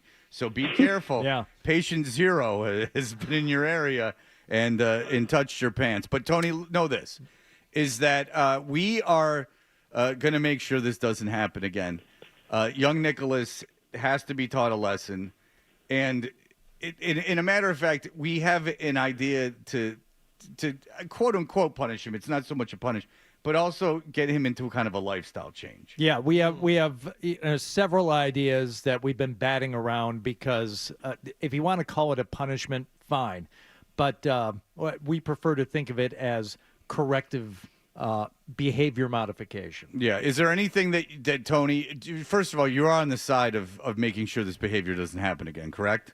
No question. Okay. Is there anything that you would like to say to Nick? He is listening. He's doing whatever he does, but he's listening. Is there anything you want to say to him? Well, look, I would just say this: can we cut it out? Can like the taking of things off of people's desks and messing up the work area? Can we just act like civilized adults? Can we do that? And listen, I respect the fact that you guys are going to basically what you're telling me is you're putting him into some sort of rehab program is what comes down to. I know all about that. Yes, indeed. Yeah. So something Fred like went that. to rehab. I would tell you that I fully expect there to be another incident. All right. Well, listen, we will try to make it so that doesn't happen, and along the way maybe improve Nick's life a little bit. We have some ideas next hour that we were going to do. Well, Tony, I can sincerely apologize. It would. In all seriousness, it would bother me. And I'm not a germphobe at all, but I'd be like, oh, Jesus Christ. Now I got someone's gum on me. And it almost is a cliche, putting gum under a table. It's like something, again, like from an 80s high school movie. Exactly. It's not something that you really think people do. And there was a garbage can and is a garbage can right there. In fact, just throw it on the floor. It's better off on the floor because then it's just your shoe, So whatever. There was a million things he could have done. Tony, I apologize, but no, this will be taken care of. Again, appreciate you coming on the show, and again, I wish the best to your pants, and hopefully you don't get whatever terrible condition that led to Nick's pooing himself in his heart condition. Well, you know what? We'll see how it goes. I mean, I'll keep you abreast of my health. All right. But it really is the equivalent of spitting food onto someone is what it comes down to. But I appreciate your thoughts. All right. Thank you, Tony. We appreciate it. Thanks, Tony. Yeah, anytime. All right. The great Tony Maserati. Does Nick feel at all bad? Tony's annoyed. I mean, Tony he says he does. Annoyed. He said, I do right away as soon as you asked that. Yeah. Tony is not pissed, but Tony is legitimately annoyed, as he should be.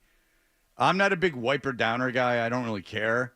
But if I got gum on me, I'd be annoyed. Yeah, I wouldn't be pissed, but I'd be pretty annoyed. Yes. Very gross. I'd be annoyed about the whole thing. All right. Well, next hour, look, we got to correct the behavior. Nothing huge, but maybe Nick needs just a whole new mindset. So we have an idea to make sure Nick doesn't do it again, and maybe get a baseline for what Nick's capable of. And we will have that for you. But first, the headlines. A double pleasure's waiting for you. That is so repulsive. A double pleasure from Double Mint. I think this is chewing gum. A double great feeling, making you realize Double is the one for you. There is a mint smell to it. Double fresh.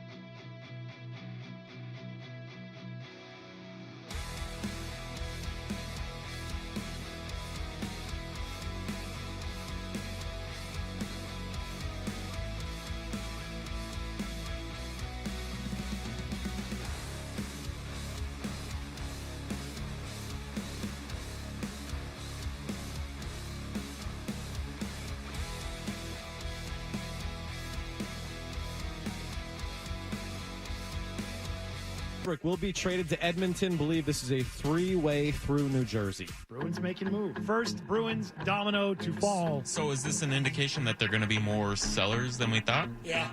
Doing the deal early Sell like off this? the kids. Yeah, because if they believe they've got a lot of work to do, they've got to get to work. Yeah, you can't have 5 things up in the air between 2 and 3 on Friday. So good. They're heading in the right direction. You know, Dennis Eckersley once having a three-way through New Jersey. The Brababronsky twins. And you know what's funny about it? He was driving the whole time and never pulled over. One got on, got off. The other one climbed over. Guy's a legend. Got back on again. That's legendary. Was there a drop in speed or anything? Oh no, he Cruise control, baby. Yeah, but no, his cruise control was his right foot. His cruise control was the floorboard. He kept the pedal to the metal. Kept that hammer down. Yeah, he's like Julie Bombrowski. He's like, When you're I played first. with him in '78, I was a maniac. Yeah, he was. Julie who? Brombrowski, the Brombrowski twins. Right.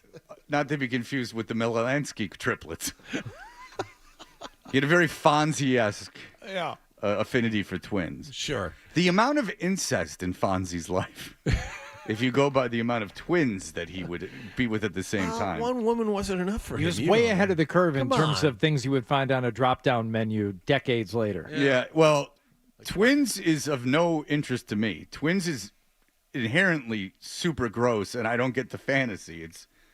They're related. It's gross. I don't need that. I don't want that. That's a taboo to me.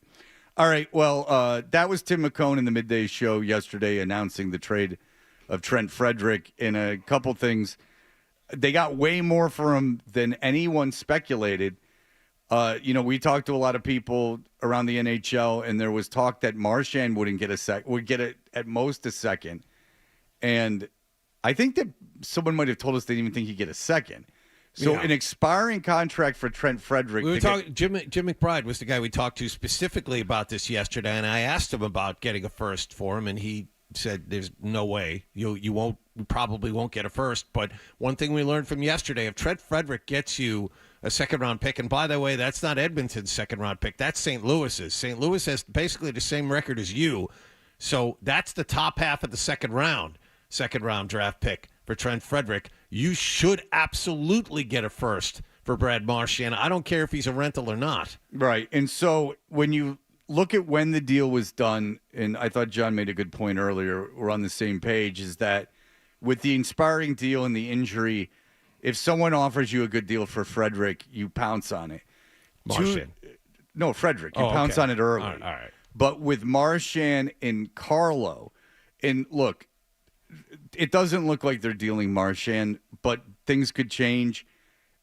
If you find out they got an offer for a first-round pick and a good prospect and they don't take it, that's going to be very strange. If they don't sign him and don't deal him, that's going to be strange too, because now you're going to be in a negotiation with a 36-year-old retiring player, and you're not going to even have. You don't even have him signed, so conceivably he could leave, and you didn't even get anything for him. The only way you don't trade Marchand is if you are very close to a contract extension. Yes. The trade deadline passes. Saturday you say, we have signed Brad Marchand to a 2-year, I don't know, pick a number, $14 million deal, whatever it is. Right. Or you sign him today, and you say, yes, and then you say the deal is done. Because if you don't sign him by the trade deadline, and then he leaves, then what the hell did you do? Yeah, because if you don't sign him and you play these last 15 or 20 games with that hanging over you, that's even worse than not trading him. Right. So, and we can only speculate what Carlo would get with term left and that he's a top 4 defenseman. Now, these deals I could see happening closer to the deadline because Vegas and Colorado, right? If they were interested in Marchand, they're competing against each other, and it gets into like this big bidding war, and you said, John, that there's reports that they won't go away. Like Nick Kiprios of Sportsnet in Canada, I believe. Yeah, so the Bruins have been saying we're not interested, but the reports are they're not going away.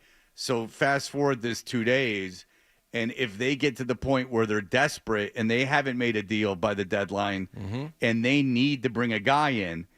And now offers are they're knocking you out with these offers, you could see Marchand move. I was just, first of all, I was proud of the team for actually moving Frederick, and I was very surprised by the return. Those were the two things. Because Frederick's a good player, but he's not a game changer, right? He's not going to, right? And he's on an expiring contract. He's a third line center. Yeah, you're renting a player that's not going to be on your probably on a good team, not going to be on your first two lines. So, second round pick. Now because they had traded that second round pick, so now for the first time I think in like 45 years they have picks in the first 3 rounds. So they have that going for them. It's going to be interesting to monitor. I don't know. It's funny. I saw someone with the Bruins yesterday. I talked to them, but I didn't talk about hockey. I had to tell them again that I did a radio show. They asked if I still had it. So I was like, yeah, dude. I'm like, yeah, I the still radio got it. thing's working out for me. I'm doing all right. I'm like, yeah, you know, you might not, obviously not that great because you're unaware that I'm doing this. Right. But I didn't want to talk about hockey with the guy. But like, I have a feeling Carlo could move. You should. Yeah, losing Brandon Carlo off this team, does that cripple this franchise? No. So he's 28 years old. He has 2 years left on his contract after this one for $4 million. I think he might have 1 year, but I'm looking at. Oh, it. He's got 2. Oh, wow. Okay, so yeah, so he's cost controlled. You have a lot of money on your top 2 defensemen invested. You have Lowry, who I do think Lowry is going to be a number 1 power play kind of defenseman. Yeah, he's going to be a quarterback for your power play. He's going to be. I think Lowry's an NHL defenseman. He's just got to learn how to play defense, you know. Yeah. But certainly he's electric offensively. You have some pieces there. You have Zadorov with that massive contract. You gave there Zadorov a monster on top contract. of Lindholm and McAvoy. You really need to trade Brandon Carlo, and he's attractive to any contender out there. You should be able to get a decent return for him. I think Carlo is a better and more likely trade piece than Marchand even, because the arguments for Marchand are there. Like you said, if you trade Carlo, how much worse are you next year? I mean, isn't it better to be better 2 years from now, 3 years from now, than it is having Brandon Carlo on your team next year? Accelerate the downturn, seriously. And I'm not convinced this team's going to compete for anything next year. Maybe they'll be like they are now, a fringe playoff target. Who knows? I think they could easily make the playoffs next year. Look, dude, I don't think they're going to be really good, but they could make the playoffs. But I don't think removing Carlo from this team. Accelerate that future as quickly as you can. I think don't be a middle of the pack team. Accelerate the future. Yes. Now that involves trading Carlo, and it involves trading Marchand. Yeah, but I do believe the positives or the negatives of trading Carlo are not as much as the negatives of trading Marchand, despite that he's under term. That's fair. I'll agree with you there. That's fair. So I don't know anything about Carlo, and I don't know him, but I just think that that's a redundant piece that you could move, and it looks like you could move for quite a little return. You just got to come to terms with the fact that this team, as it's currently built, is that they're not going anywhere. Well, they you have to. I'm just saying, as a fan, when you're talking about Carlo versus Marchand or anything like that, do you want to have a team that's going to be worth watching, say, 2 years from now? You know, and it may not take that long. Yeah, but some painful things are going to happen now, and there's a couple more ideas. Well, if they're healthy next year, they're not going to be terrible, you know. So you gotta make some sacrifices. It is good that they are selling though, because there was that gnawing thing that Sweeney's never done it before. So when I say watchable, I mean by Boston standards, where you're making at least second round of the playoffs. Well, yeah. I mean, there's no point if you're not making it to the second round of the playoffs, you know? If that's not a possibility, then you're better off just tearing everything down, which they can do. And I'm not sure that's a possibility next year, just if they don't do much else. No, but if they can create some cap space, they raise the caps, they could do some stuff in free agency, and they'd be open. They could make some trades, which don't involve picks, hopefully. All right, we will be back in just a moment with Chris Forsberg. More Dutcher and Hardy on the way on the Sports Hub. All right, temperature is starting to come back up a little bit. But hey, Fred, it was a little warmer this morning. Now, if you want to ignore that,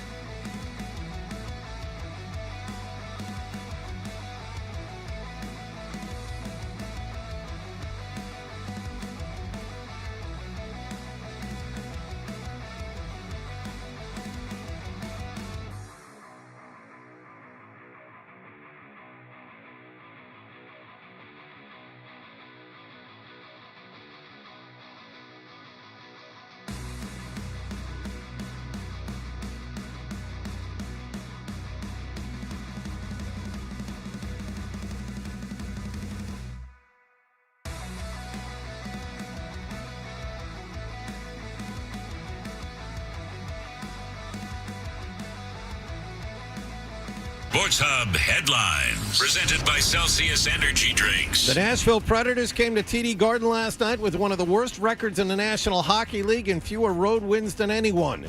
Then they snapped a 3-3 third period tie with 3 straight goals and beat the Bruins 6-3. Charlie Coyle's team tied the game twice and immediately allowed the visitors to go back ahead shortly afterwards. We have to take ownership of that, whoever's going out next, no matter what's going on in the game, whatever whistle happens, but especially after a goal, giving up a goal, getting a goal, we need to bring that energy and that focus and come right back at it and show some life, and we didn't. Coyle had a goal in the loss. Ryan O'Reilly, 2 goals and an assist for the winners. Bruins have lost 7 out of 8. They visit Carolina tomorrow night. In other team news, they traded Trent Fredericks and Mac Jones to Edmonton as part of a 3-team deal with New Jersey yesterday.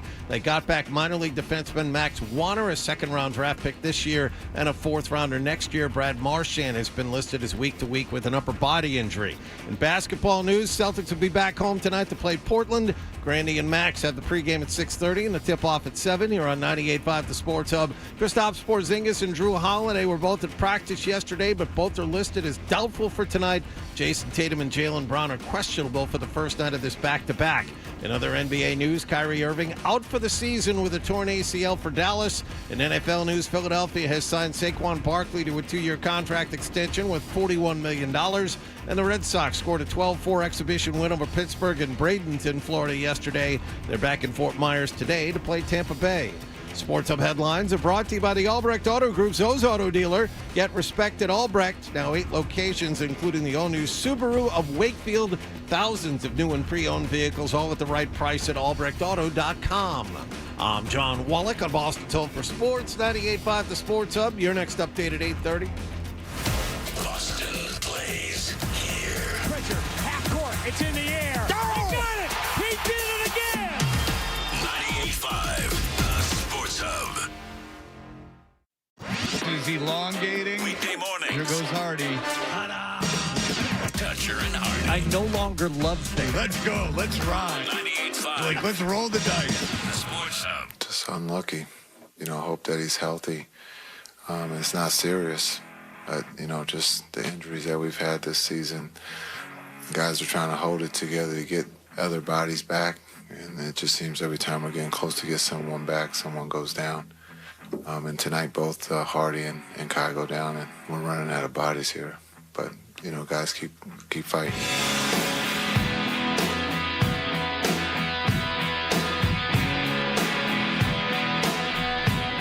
Hi, we're Toucher and Hardy. And we're brought to you by FanDuel Sportsbook. Make every moment more with FanDuel. You can watch us on YouTube. If you would subscribe to 98.5 The Sports Hub, that's what they want. And so that is what I'm asking of you. Enjoy us in video form live. Live entertainment, ladies and gentlemen. This is not taped. We are here if news breaks. If we make mistakes, they are out in the ether. There is no editing. Very rare nowadays. That we make mistakes, I agree. Very, very few mistakes made on this show. It's live without a net, baby. Oh, now that part is rare also, yes. Live without a net, baby. And when we're talking about stuff like gum under his table, it could go in any direction. Very controversial stuff. Chris Forsberg is our good friend. He covers the Celtics for NBC Sports Boston. I don't like that he's not here. Talking Green. Please allow me to do this, you two. Shush. No, you do your thing. Go ahead, Fred. Shush. We're both being quiet. Talking Green with Chris Forsberg is presented by Bentley University, where good business begins and leaders come to learn. Proceed. I miss you, Hardy. I miss you, too. What are you doing? Hanging out, having some coffee. It's a busy day. I would have loved to have got in there, but I will be there soon. Have you guys linked up socially yet? Is anything on the calendar? No, but you two? We're absolutely. There's so much golf talk when Chris is in here that we will be playing. I would hope early and often this year. Now he lives out in Western Mass, so it's going to be a little difficult, but we'll figure it out. We'll make time. Yeah, I will travel for golf. I'm actually thinking about going down to Rhode Island this weekend to play because they're a little bit more clear than we are, and I am just desperate to swing a club. Mm-hmm. Why they're getting ketamine trained? Why are they more How clear? What does that mean? The clear. I'm one step away from being out on my home course with a flamethrower trying to get rid of this remaining snow, but maybe some rain, maybe some warmer weather. It's I need to see a golf course. I need to touch grass. Do you ever talk golf with Tatum? Because he was like really into it for a minute. I don't know that he's during COVID. He really got into it now. Yeah. Yeah. No, I think he was working someplace. I think in Natick where you could hit like indoor to outdoor bays, and was working with a pro. And the reports are he hits the ball a mile. You can think like I think about how much torque those guys generate being almost 7 feet and like how far that ball must go. I'm often jealous. If you Google it, Luke Cornett was like an elite high school golfer, and someone on the New York Knicks broadcast staff, maybe Mike Breen, took him out, and he just dominated. The ball was like 75 yards ahead of everybody with every shot, and so there's some golfers on this team. Sam can golf, and I need to be dialed in before I challenge anyone to get out. Get out on the court. That's interesting to me that being tall. Now, you two know far more about golf than me. Isn't there a lot more that can go wrong mechanically if you are that tall? Like, can that be an issue? Is your swing less compact? Do you have less control? I'll just say, like, I think it's harder. Like, you have to be dialed into a different level because there's just, like you said, there's a little bit more that can go wrong. And like length of club, you have to make sure you're fitted and all that. But think about like when so much of it is just generated by club speed and all that. Like, it's not a long drive contest, Chris. Oh, sorry, Mr. Golf. The floor is yours. But, Fred, you bring up an interesting point. Like, this might be a topic for the Sports Hub Golf Club. Like, taller athletic guys just generating club head speed. At what point does the law of diminishing return kick in and say, yeah, you can the club head is traveling farther throughout the arc of your swing, but you're that much further away from the ball. Like that's got to make it more difficult. An issue. Yeah, like having control, putting spin on the ball, like all those things would seem to be more difficult. Yeah. And to your point though, and when I start thinking about the biggest hitters in pro golf, like Rory is what, 5'8", 5'9", like he's a little dude, but he gets so much torque, and there's something to that whole Pedro Martinez. It's more the force you're generating than the size of the guy, and so I don't know. I will stand down on that. I'll allow the golf sports scientists to put me in my place. Jesus, Sports Hub Golf Club's coming in soon, right? Yeah, coming back soon. Yeah, Masters weekend is only a month away. I know. Hardy, when do I need to be ready for this? Believe me, anyone who offers themselves up like that, I will take you up on it. 1,000%. All right, so just plan on week 2. I'll do the first week myself, and then after that, we'll start booking. Yeah, guests. Chris, just to avoid the locker room, there is a price to pay. Now, Jim Cott, that's the baseball player's name, right? Yes. He shot his age righty and lefty. Wow. That's unbelievable. Google it. It's absolutely true. I was unaware of that. I think he shot impressive. I think he shot like 73 righty and then 78 lefty when he was 73 and 78. God. Jim Cott. It's unfair. Incredible. Like Wow. people should not be that talented, let alone from multiple sides of the plate. Chris, do you play indoors? Do you hit internet? Do you hit those simulators to keep yourself sharp during the off-season? Not only do I enjoy a good simulator round, if I could get down to that SoFi Center and do the TGL, I would be there in a heartbeat. It looks pretty amazing. I have a little outdoor cage in my backyard, and I use a little cheap launch monitor to like as a pretend simulator. But yeah, like any swing is a good swing. You just I have literally, besides Topgolf, I have not swung a club in something like 45 days. I think this is the longest I've ever gone in like the last 5 years. And in my mind, I'm convinced that I've forgotten everything. Can I tell you something though? Practice doesn't make perfect. Perfect practice makes perfect. Say that again. Practice doesn't make perfect. I want to etch it on a plate. Perfect practice makes perfect. For instance, if you go out and you're not mechanically sound, that's not going to do you any good. In fact, it's going to make you worse. By the way, I was at dinner last night and the Tiger Woods indoor golf thing was on, and I really enjoyed the authentic enthusiasm of the golfers. It was so authentic. Okay, so they were, you know what? Because they have to be so restrained on the PGA Tour where all the money's at stake. They finally can dance around and be authentic, especially like the little guys that no one's ever heard of. You can tell that's totally in their personality. This league's going to be around forever. I can't wait for years 2, 3, and 4. I will push back on this. I don't know. Maybe I don't know. I'm obviously the target audience. But I watched they did a happy hour like 3 o'clock, 4 o'clock on ESPN for their the other day. dinner audience. I was all about it. You were sprinkle a little. not. Come on, you actually enjoy that? Yeah, and you put a few dollars on the bay, and you get into it a little bit, and you're hoping that Wyndham Clark gets closest to the pin or whatever your bet of choice. With is. Wyndham, he grew up in the Bronx. If his name's Wyndham. All right, very good. That just says douchebag, entitled douchebag. All right, Chris, enough of you with your stupid golf. Why did you take us down that? You started it. No, I started it. All right, I do want to talk about this. This is fascinating. Kyrie Irving hurts his knee. He could be out for this season and next season. Because of the timing of the injury. Yeah. Okay, with everything that's happened, with how good the Lakers are doing, with all the injuries Dallas has, could you make an argument historically this is the worst move ever in the history of the league? Fred, I would have made that before all the injuries, and now you add this, and it's just I don't want this to sound like I wish injury upon anybody, but like it feels like karma towards the Mavericks for what they did. And, I feel awful for Kyrie because he's been so good. It feels like he's kind of finally found the joy that evaded him here. And as much as I think, a lot of us were disgruntled by the way things played out here, you always hope that they find that joy. And it certainly seemed like Dallas reinvigorated him.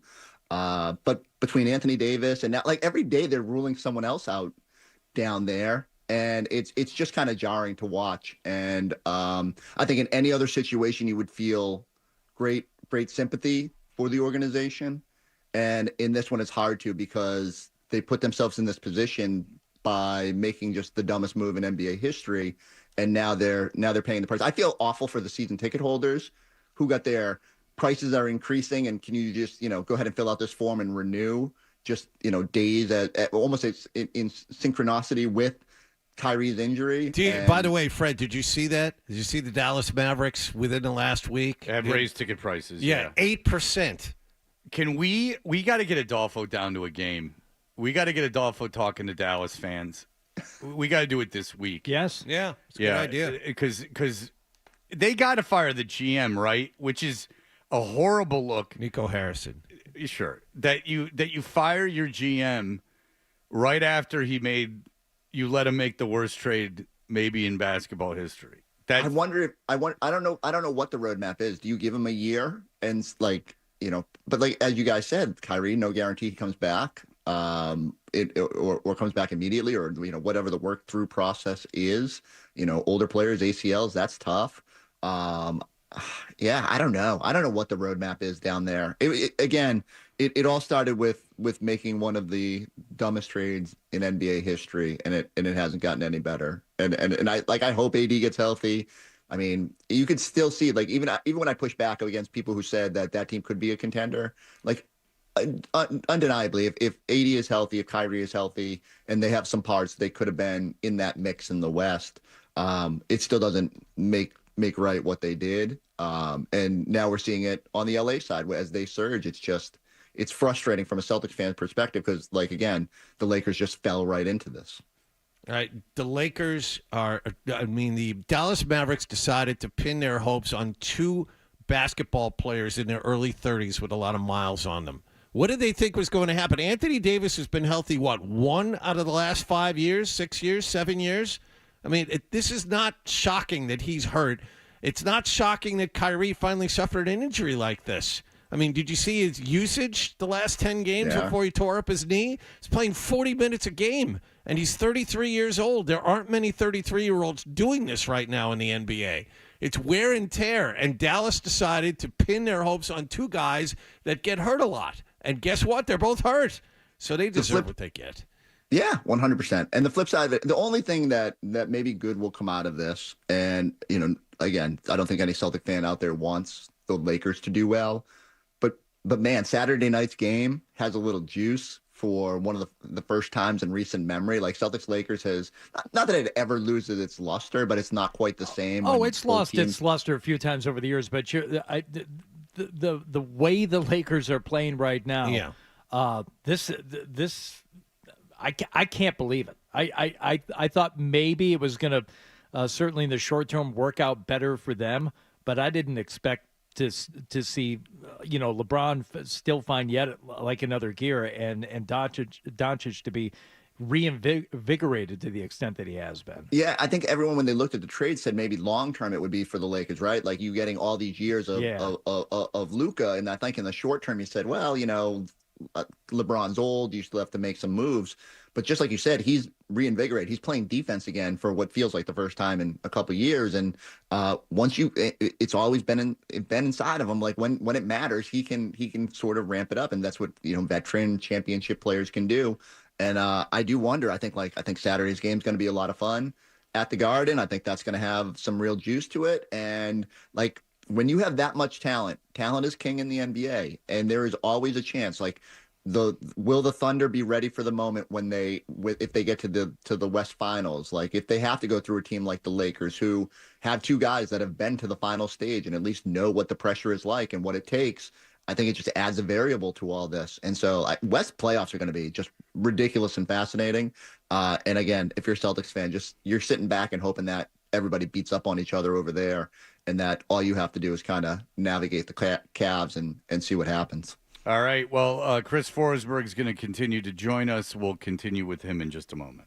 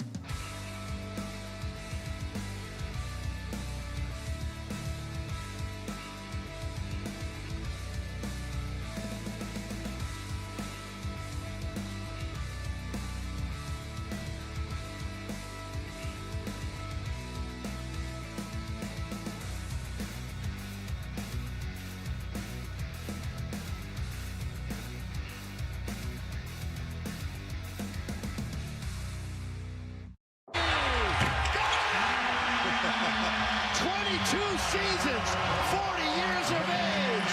LeBron James, 50,002. Who have players on their team. Yes, all kinds of them. Yeah, they got guys on their team. Yeah. But no Robert Williams. Oh, that's right. Your Crushing Becky for isn't me. playing, yeah. I thought at least he would be in the building, but he returned home to rehab that knee sprain, and as such, I do not get to see my buddy Time Lord. But by the way, we were talking about the Celtics-Lakers game on Saturday and how much juice it has. I don't know if any of us are sure who's going to be playing in that game. Celtics are banged up, are they not? Well, I would say the injury report always looks a little funky before a back-to-back because you have to decide how you're going to pace your team. And I think we know that Kristaps and Al will each take a night off here. And the fact that Kristaps hasn't played for a little bit, maybe that plays into who rests tonight. But yeah, like between Drew's mallet finger. Well, let's stop there for a second. Drew Holiday's injury, while we thought it was minor at the start, he's got that finger splinted, and none of us are sure when he's going to play again. Yeah, so the team said he went through practice yesterday. Again, it's on his right pinky finger. So while not good that it's on your shooting hand, if you had to pick a finger, maybe pinky is the best of the bunch to have to deal with this on. But yeah, like when you hear the typical recovery for like a non-athlete is weeks or months and not just days, it's a little daunting. It's going to come down to like, does it affect him when he's out on the court? Does it affect dribbling, being a physical defender? Obviously his 3-point shot hasn't been on to the level it was last season. So you just start thinking about all that. He was dealing with a shoulder before that. So they got to get Drew right before the playoffs and make sure he's good to go. He's probably the only one I'm like super concerned about down the stretch of the season and making sure he's healthy. Everybody else, like the Kristaps illness and Jalen's knee bruise or knee swelling, whatever they put him on the report for. I think some of these guys are just, normal wear and tear, and they'll find some days to make sure. I would be stunned if they're not, pretty healthy on Saturday night. This is a total aside, and then I'll let you guys get back to it. Remember Scoot Henderson? Yes, number 2 overall pick. 3, but the kid from IMG. He doesn't start for the Trailblazers. He's 21 years old. What the hell's going on? What's going on with him? It was weird. He had a really good, he came out of the gates, and I thought he was going to be, elite, and then kind of hit some bumps in the road. I think he's fairly impactful off the bench right now, but it is jarring when a top pick isn't on a bad team getting a ton of playing time, and I do think that he's still working his way to proving he would deserve that pick. Ultimately, though, just getting back to the Celtics for a second, they got a lot of games in a short amount of time. They seem to be sitting people left and right. I know you're not concerned. I'm wondering when they're going to give Jason Tatum a chance to rest at all. They keep putting him on an injury report. He keeps playing, but that's a guy who has been playing the best basketball of his career. You'd like to see him get off his feet for a day or two so he's ready to go when it really matters. I think the balance is if you were making an honest to goodness push for the 1 seed, it would get tougher to get guys to downshift. I think you'll see it especially into the month of April, unfortunately. Those towards the finish line, that's when guys finally agree to take their rest. Once they hit their 65 game threshold and you're eligible for awards and when you feel like you're playing at a high level. I agree. It's tough for me to say you necessarily need to ramp him down when I know he didn't have much of an all-star break because of the travel out west, but they're just coming off 2 days rest now. And I think the schedule's been fairly okay to them. I think 4 remaining back-to-backs will make you pace a little bit. And again, I think you get to the second and third or first and second week of April, and guys will start picking their spots and ramp down and make sure they're ready for the playoffs. But even now, you got to play in that last 5 days, and you're going to be sitting there for a while. So it's just all a balance. Your larger point is right, Wallach. You got to make sure that Tatum is healthy and ready and has gas in the tank when this thing starts up. Yeah, I was thinking the same thing that Wallach was. It's man, he's playing a ton. He's averaging less than a minute more per game than he did last season. And as you said, Chris, I didn't even really consider this. Once the things are in hand and the season is pretty much taking care of itself, and with the back-to-backs, that's when we can. I would hope anyway that he would sit and get some rest before the playoffs. It's tough, right? Like we spend so much time talking about players that aren't available, and how many games Joel Embiid has missed, and now Wemby's hurt, and like some of this is just bad injury luck, but some of it is guys just downshifted every turn, and I don't think we put enough appreciation on Tatum's desire to play, and certainly there's a balance to that, and you want to make sure he's as fresh and as healthy as possible when the games that matter start up in April and May and June. But I think that the guy wants to play. The famous quote of Monday night on League Pass in Charlotte, these things matter to him. And I go back to it as someone who before load management was even a thing, and I went to the Garden, Michael Jordan took the night off, and I didn't even, back then I had no clue why. There was no internet injury report or whatever. I get it. I have an appreciation for guys that want to play, that value that you have to fight to take a night off, and so he'll get his rest when he can get his rest. All right. Did you see any of the exchange between Kevin Durant and Mike Budenholzer last night? I did. I was watching a bunch of the games last night, and I was, it's funny because the Suns have been bad body language all season long, and that seemed like maybe it was a tipping point, but they rip off the rally, and then Durant comes up to the podium afterward and chastises everybody for reading too much into it. I mean, look. I don't have a problem with it. Everything is, they have to know there's television cameras, right? And when you just kind of dismiss your coach in a season that's gone completely awry, it's perfectly fine for us all to overanalyze it. Good for him for finding some motivation and figuring it out. And that team is probably still dead in the water, but it's what a weird situation out there for Phoenix. But it just goes to show how good the West is, that they're sort of floating around down there, and I don't think they'll be an easy team to beat, but it's just wild to me that I don't give them the same pass just because they got the win last night, and he even said that it's thank goodness we got the win, so we're not going to talk about it. It's not going to stop me from talking about it. Yeah, you're Kevin Durant, and anytime a team doesn't get Kevin Durant.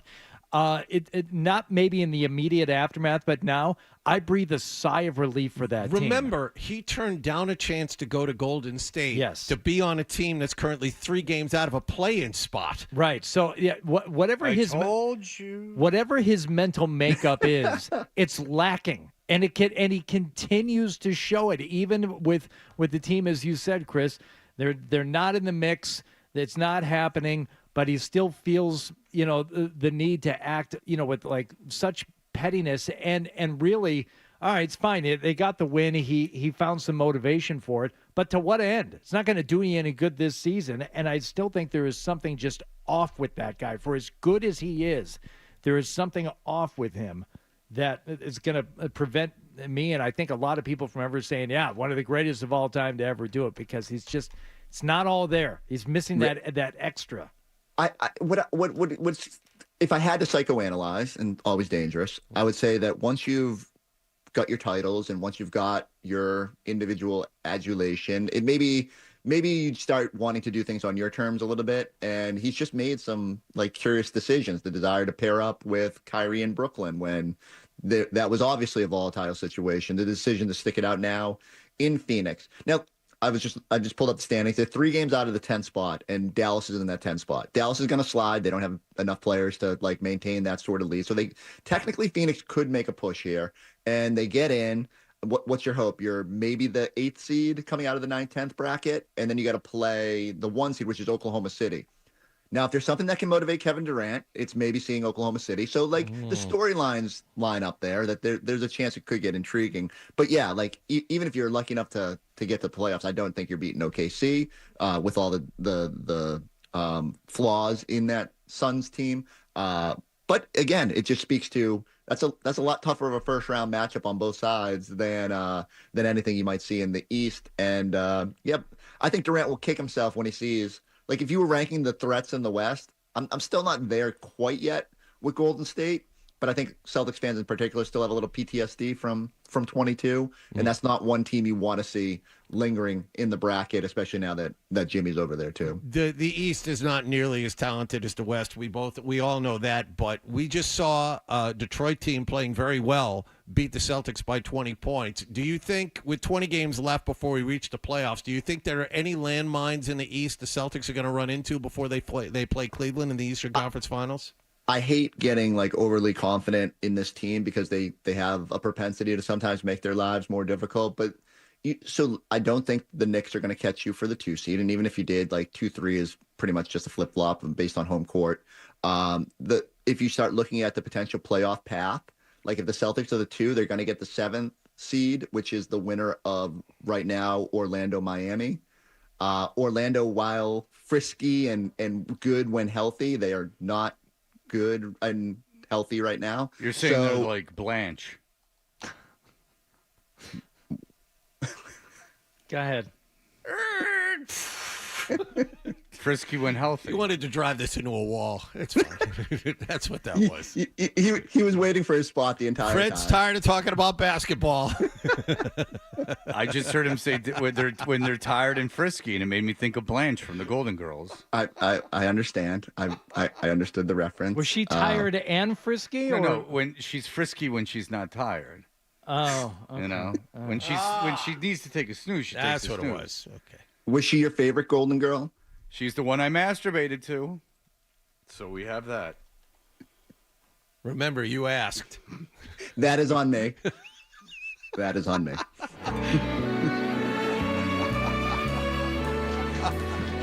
Celtics. Wow, look Celtics at the time. Stanley.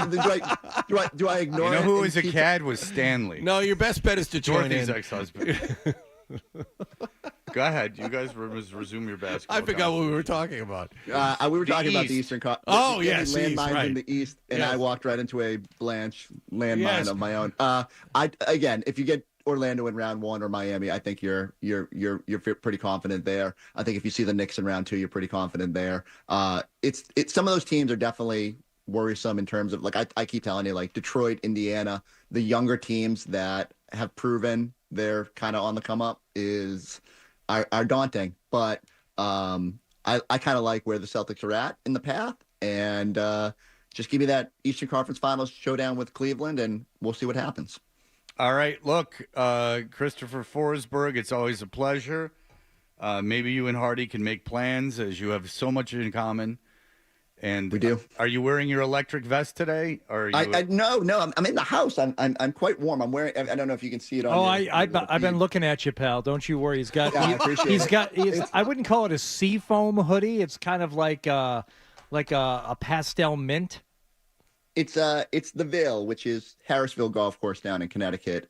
Sunday mornings are spent there during the lovelier times of the year. You can go see the Sister Course Raceway in Thompson, Connecticut. You get to play with the fast cars going by you and smoke blowing. It's quite enjoyable. Well, at my club, you get to see the green line on certain holes in the background. You know what? It's kind of charming. There's a couple of real nice courses in the area that have train tracks real close by. I don't mind it. All right, yeah, I don't mind it either. Have you ever hit a train? Yes, not a train, but there is a story because there's a long par 3. It's 16 at it's like a 200-yard par 3. Oh, no one enjoys 200-yard par 3s. Well, it's a flaw in the course design, and to be honest with you, and are you playing the tips, Fred? Oh no, no. Okay. But they move the tee around. Like it can be 180 or no, it can be one. You played it, Hardy. It's 190 to 205. Yeah, it was 192 the day we played. Okay, yeah. So it can be. They move it back 10 yards. They move it up 10 yards. The whites. Oh, I thought you knew. No, that seems like something you would know. I know. Since Hardy said it, I believed it too. Like I don't even feel like a dick. Like I don't even feel foolish for thinking he knew. Like I doubt he knew. Yeah. All right, my bad. The rangefinder out. Nope, it's 192. And like remembering it. Yeah. Like that's on brand. That's a total Hardy thing. Yeah. I don't feel guilty about that. That's on brand. But so supposedly the green line was coming by one time, and a dude knocked one off the train, and it like got within 4 feet of the green. Like he sliced it into the train. It bounced off the train back onto the fairway, not onto the green. but back onto the fairway right around the green. So that's the big thing. But I've hit it. I have, if not hit a car, come very close to a car on 18, as that is Washington Street. And if you hook one, the fence is about 6 feet tall. And so if you hook one off that's going right into the road. And apparently, like, the fire chief lives in a house across the street, and people have banged him off the house. Oh. Yeah, you get out there. You don't play every day. There are some issues that can happen. It could be something. All right, Chris. Thank you so much for joining us. We always love having you on, and we'll talk to you next week. Enjoy the matchup tonight. I mean, you gotta feel good about tonight. And then you got the Sixers in tomorrow night. I mean, it's a really who's who of who's not. Yeah. All right. Well, Chris Forsberg, thank you so much, sir. Thanks, y'all. Yeah. Well, now I'm looking at him, and it's on delay. I don't know how you look at this YouTube thing. I just checked at the very beginning, and I don't think I looked at it again until the end. I just like to see what the setup is. I always, when Max zooms in with this, I always like to, just take a quick peek to see, how he is for the day. Same thing with Forsberg. Jaffe, we won't have to because he's going to be in here at 9 o'clock. All handsome and stuff. We can just feast upon him in person. All right. Well, look, Nick, as you know by now, I'll reset it for you. But there was this whole gum gate with the Felger and Maz show, which I thought was very funny that they did. I think this is chewing gum. Whenever they go off sports, I really get a kick out of it because they don't do it very often. And it's such a treat when they do. Anything to hear Maz lose his mind. Yeah, and so Nick really annoyed Maz. Wouldn't say really upset. How do you think it got there? But we have an idea of how to correct Nicholas's behavior, and it's going to be just a series of homeless people spitting gum in his face. Now, there is going to be something that we think that could help his life. We will have that for you. Here are the headlines. Yep. Essential.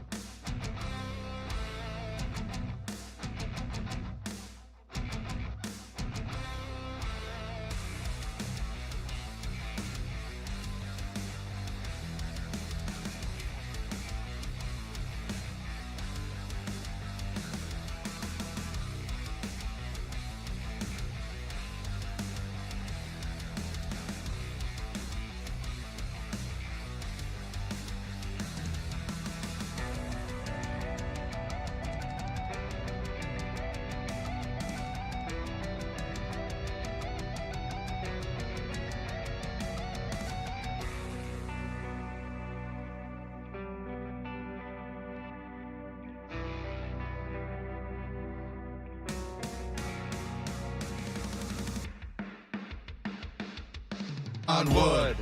But I never had it yet. Oh, you said you didn't want to hear more music in the morning. Okay. Here's more Toucher and Hardy on the Sports Hub. A double pleasure's waiting for you. There is a mint smell A to double it. pleasure from Double Mint Gum. I think this is chewing gum. A double great feeling, making you realize Double is the one for you. That is so repulsive.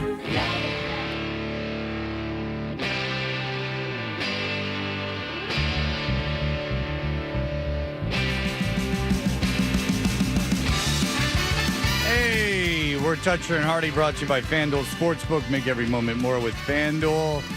Yesterday, I saw that our Twitter account, @Toucher and Hardy, Instagram account, had put up an apology for Nick for putting gum under the desk of where Tony Maserati and Zolak sits. It got on Maz's leg. It made Maz super annoyed, as it should have.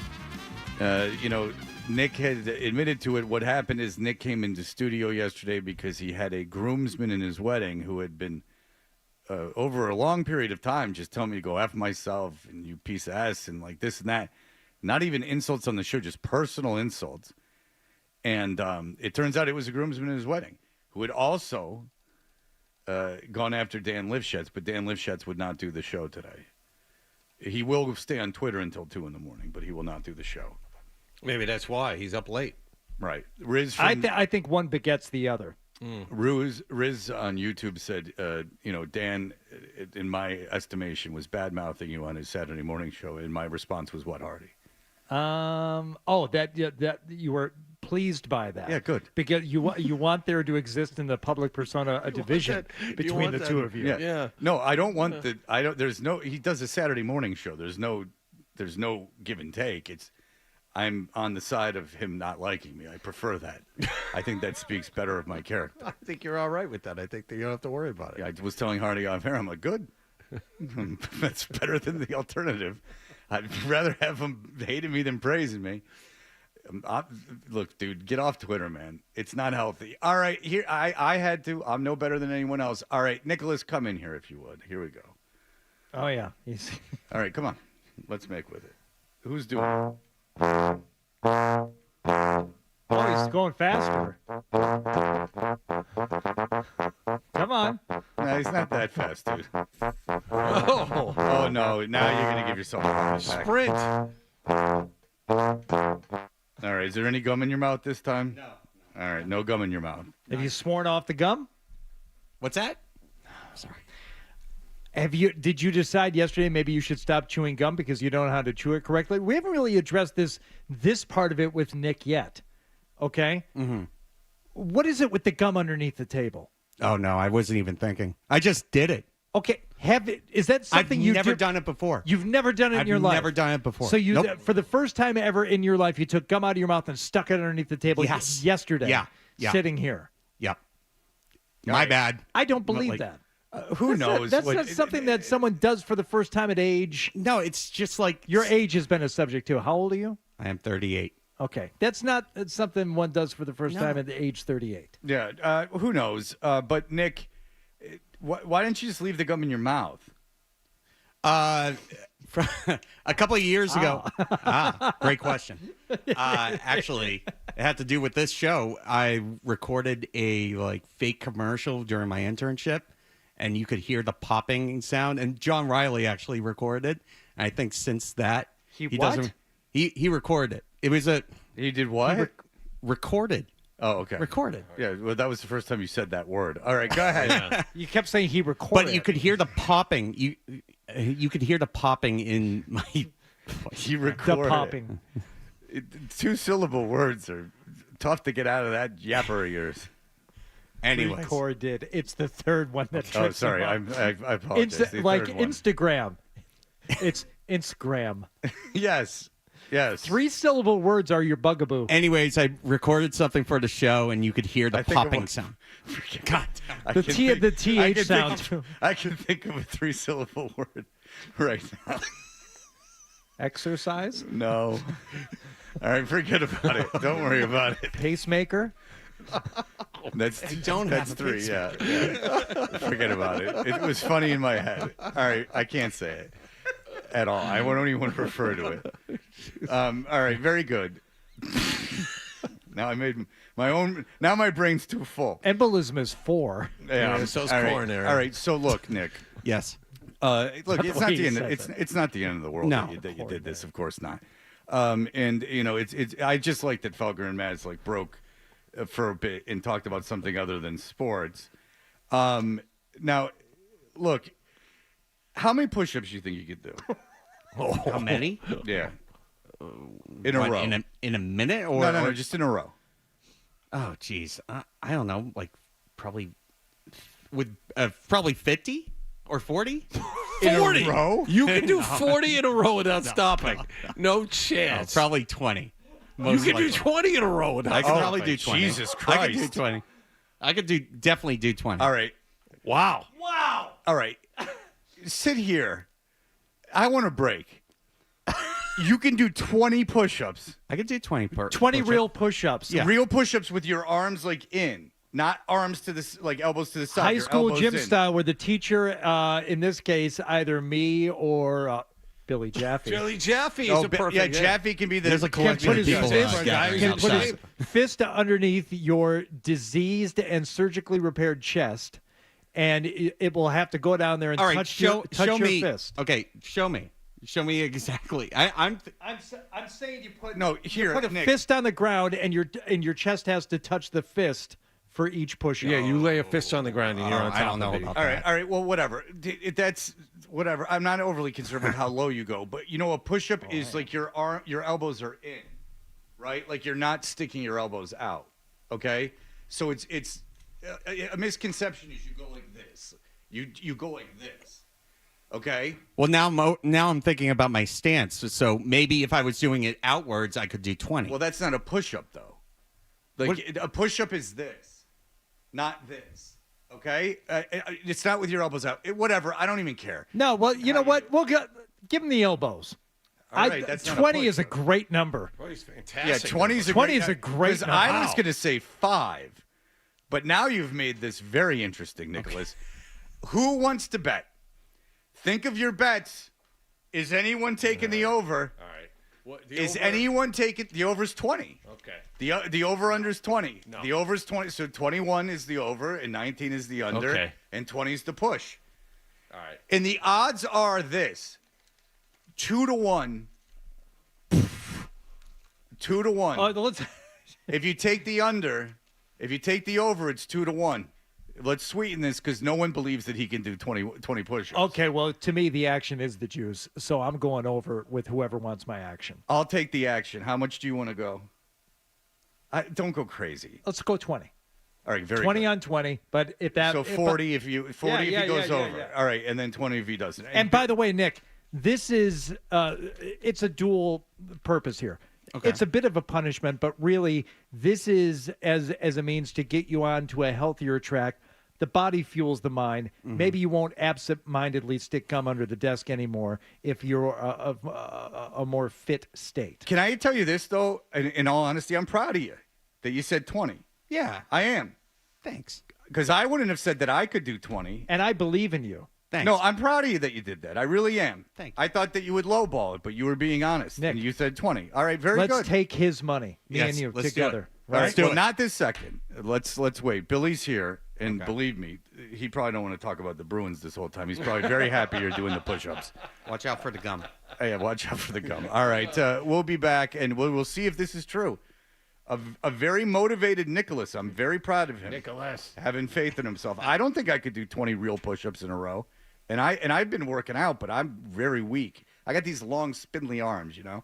All right, we'll be back in just a moment. You're listening to Toucher and Hardy.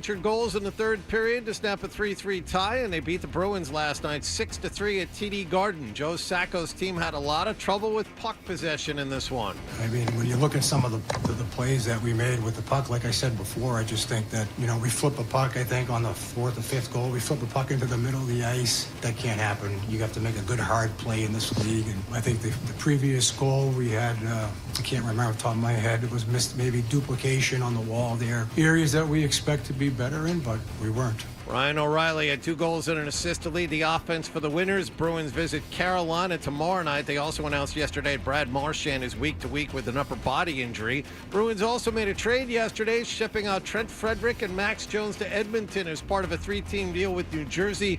In return, they got a second-round pick this year, a fourth-rounder next year, and 21-year-old minor league defenseman Max Warner. Celtics will play Portland at TD Garden tonight. Grandy and Max have the pregame at 6:30 and the tip-off at 7 here on 98.5 The Sports Hub. Kristaps Porzingis and Drew Holiday were both at practice yesterday. Both are listed as doubtful for tonight. In other NBA news, Kyrie Irving is out for the season for Dallas. He's been diagnosed with a torn ACL. In NFL news, Philadelphia has signed Saquon Barkley to a 2-year contract extension. The Jets have released wideout Devontae Adams, and the Red Sox back at work today in Fort Myers to play Tampa Bay as their preseason continues. Sports Hub headlines are brought to you by Dr. Matthew Lopresti and Leonard Hair Transplant Associates, the hair doctor of Hardy, Charlie McAvoy, and Tuukka Rask. Call 1-800-GET-HAIR for your free consultation. I'm John Wallach on Boston's Home for Sports, 98.5 The Sports Hub. Your next update at 9:30.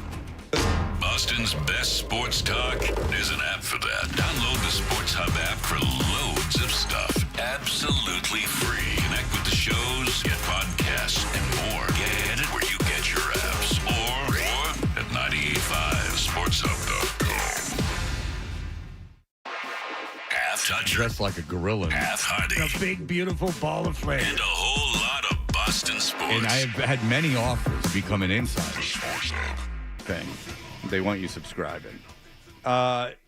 Yesterday, Nicholas came in here to explore his friend who is so full of hate. His groomsman that had been yelling and screaming at me over a long length of time online. And I realized that they were friends. And then it got into the whole Lifshats angle, and he wouldn't come on the show today because who knows why. I mean, obviously doesn't like the show, which it pleases me. And then we thought, all right, well, Nick, maybe we'll have him do something so he won't. We'll have him do something so he doesn't repeat this behavior. Right. So the idea was, I was just gonna how many push-ups you could do, and I thought he was gonna say 5, but then he said 20. Well, first he 40 said first. 40. Oh my God. Yeah, first he said 40. Really? In a row. How many could you do? Can Billy? I take that? No. How many real push-ups could Well, you? he was give me just right knocking now? some out. 50, 60. I don't know. But tough guy. If you, Well, he's stocky. If you get in, they're hard though. Seriously, is it old fart now? They're hard. I used to be able to do a lot, but Well, now, it can almost become like a cardio thing at some point. No, it is. Yeah. It is if you do them legit, and then it's also shoulder exercise. And Yeah. stuff. And there are times where I feel great doing it, and there's times at 40 I'm like I'm gassed. Yeah, yeah. I stay away from the push-ups. This for old guys. I told you this sounds like a scene from Stripes. Yeah. When Bill Murray and the beginning. in the beginning, right? All right, so that's exactly what this is, but that's a really old reference. All right, so Billy knows how to do a push-up, obviously, so he's going to be over there. So we'll let Billy be the judge of how he's doing these push-ups. Elbows in, because none of this cheating nonsense. Mm-hmm. I'm not overly concerned with how low he goes. No. He Just doesn't do have to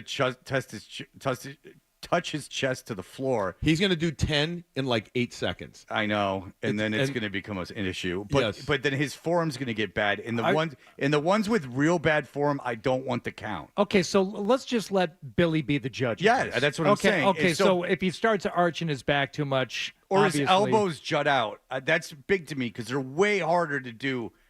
Legit. No, you do push-ups. right. You do straight. Exactly. Oh, yeah. Okay. It'll be easy. All right. It'll, So- I wish him well. And if he just didn't do the gum crap, he'd be fine. Well, look, it's for his health. And this is what he says he can do. So the over under is 20. Yeah. All right. It's 2-1 on the over. I'm going to say Hardy's taking the over. I'm going to say he's going to He's going to get close. He's gonna. I think he'll get close. Yeah, I think adrenaline. This is like one of will your take trade him. predictions. No, I'm gonna say, that's a good point. That's a good point. I'm going to say no. Then he doesn't get it. Okay. I think he's going to Billy's get going close, under. but he's not going to get it. Yeah. too. Not gonna All get right. close. I'll take the If we under. could, if we have 18, everything ready, 17 and 3/4. Can we bring Nick in? 12. Ooh. Nick, please. 12. 12. Bill, you got to make him repeat if he screws one up. That you're the judge, so you got to go. That No, you didn't just don't count. count it, right. Yeah, You yeah. just You don't just count that didn't count. On his phone. He is on his phone. Maybe he's looking at YouTube, which is How to do a push-up? Yeah. No. No, I want you on the other side so we can get a microphone down there. Get next to Johnny Walker. Check for gum on No, but then we that. can't get it on the camera. I don't. Yeah, I know, but I don't care about. You the know what? camera. I'll shoot it with my phone. How's that? Yeah, Oh, let thank him. you. Yeah, thank you. Because Breathe. I Don't need him hold your on breath. mic. I'm You know, serious. Don't hold your breath. I'm not being. Does this flippant. mic work or not? Let's that would see. be the Talk one to into use. it, Nick. Test. No, that mic doesn't work. All right, so You're you gonna got to have use come Billy. over. How about this? No. Oh yeah, that does work. That one works. All right, Billy, you Talk use that into it one. again. All right, here we go. Talk into that one. Yes. All right, breathe, please. All right. And All by right. the- No. Wait a second. Boy. All right. The over on. Don't. You're too hyper. You're gonna have a heart attack. No, he's not doing anything. Well, you're. Come on. You're in a pose you're no stranger to. All right. So here we go. 3, Methodical, Fred. 4, 5, 6, 7, 8, 9. Keep going. 10. Come on, show us all wrong. 1, 2, 3. Don't have a heart attack. 4. Jesus Christ. 5. Nick. Wow. 25. Wow. My God. Well, look at me. Awesome. I would have lost big. He doubled what I thought he'd get. I mean, Jesus Wow. Christ. What he lacks in for you, speed, Nicholas. Good for he you. more than makes up for in strength. God bless. That was awesome. Nick, come back in here. No, I go, man. one more of those, pal. Give me 2 to 1 odds. Yeah, I don't have another one. I got to give it to you tomorrow. Oh, my God. Wow. Did you see that? Yes. And that he wasn't struggling at all, Fred. No, I know. He was. It was and that very was- impressive. the last one was as good as the first one. That was great. Good for him. I mean, you want to talk about a shocking turn of events. Who would have thought that young Nicholas... He's going to be so sore tomorrow. I know. It doesn't matter. He won the bet. I mean, Everything, wrists, shoulders. He won't be here. Yeah. That's right. He's going to call in sick. But it is how for him. God giveth and God taketh away. Because the amount of speed he lacks, I mean, you're talking about a 15-foot walk takes him at least a minute. You know what? He did the push-ups like he walked, slow and steady. Yeah, he did. Yeah. I mean, he's stronger than he is fast. I'm with Billy, though. He will be out tomorrow with an upper body. Yeah. It's good for him. But there was this sense of like almost intense pride afterwards. Well deserved. Oh, yeah. But you he see had him brushing his shoulder off as he was walking by? Yeah. He's going to be in a little pain. Billy's right. But let him have this. Yeah. Let him have He this is for a little going while. to tell his wife. I'm sure she's listening, right? I don't know. No? Anyway, good for you, Yeah, Nicholas. good job. Very Well, proud of he's you. going to That's tell his wife, and fantastic. she's going to be like, 25. it doesn't make 25. up for all the poo I had to rub off you when I found you. Who, he married the woman who Good Lord, that was thought great. she was being ghosted and then found him passed out. That is so repulsive. And clean poo off of him. So now that is a tidy little bow. And Nick ends up the winner. Good for him. Nick ends up the Well, winner. I'm going to share the winnings with him. Nice. Oh, stop. I'm gonna maybe just buy him a pack of gum or something. Yeah, give him a pack of gum. Get him something nice. $20 little worth of gum. container of BioFreeze. Somewhere, Adam, first of all, there was speculation if Nick could count to 20, so thank you, Billy, for taking Well, I care only of went that. to 10 because because when I'm doing push-ups, I don't go to 40 and 50. It was Sets of 10. Sets of 10. And then I don't because I think if I start counting too high, But don't you lose track of what set of it's 10 a weird you're on? thing. No. And there was some talk that once Adam found out about this gum, he got in early today to see if he could salvage it in some way. There was nothing worth pulling He off. heard he knew that Nick had just put that in his mouth, so there was still some flavor. Well, the Wallach came back to the station. He's like, "That's some good building material." Yeah, but I'm gonna it's take that. But that's like buying a used place. He likes new construction. That's already used gum. All right, Billy. Trent Frederick traded. Yes. So does the timing of this trade make you think they're going to be moving more pieces. Yeah, I do. Between that trade, which I think I think we talked about a little here. We talked about a lot on Saturday's show because I had heard Edmonton was interested, Washington as well. Two teams that were very interested in Trent, and it obviously worked out going to Edmonton. And wonderful kid. Want to see him succeed. Good luck to him. He's a pleasure. I just want to say a pleasure to deal with all the time. So good for him in the sense of he'll be missed, but thank you to Trent for being such a good guy to deal with. I hope he does well there. Fred, I do think there's absolutely more to come. Does it mean that there's going to be a significant, when I mean a significant, meaning bigger name type trade between now and Friday at 3 p.m. Eastern? That I don't know.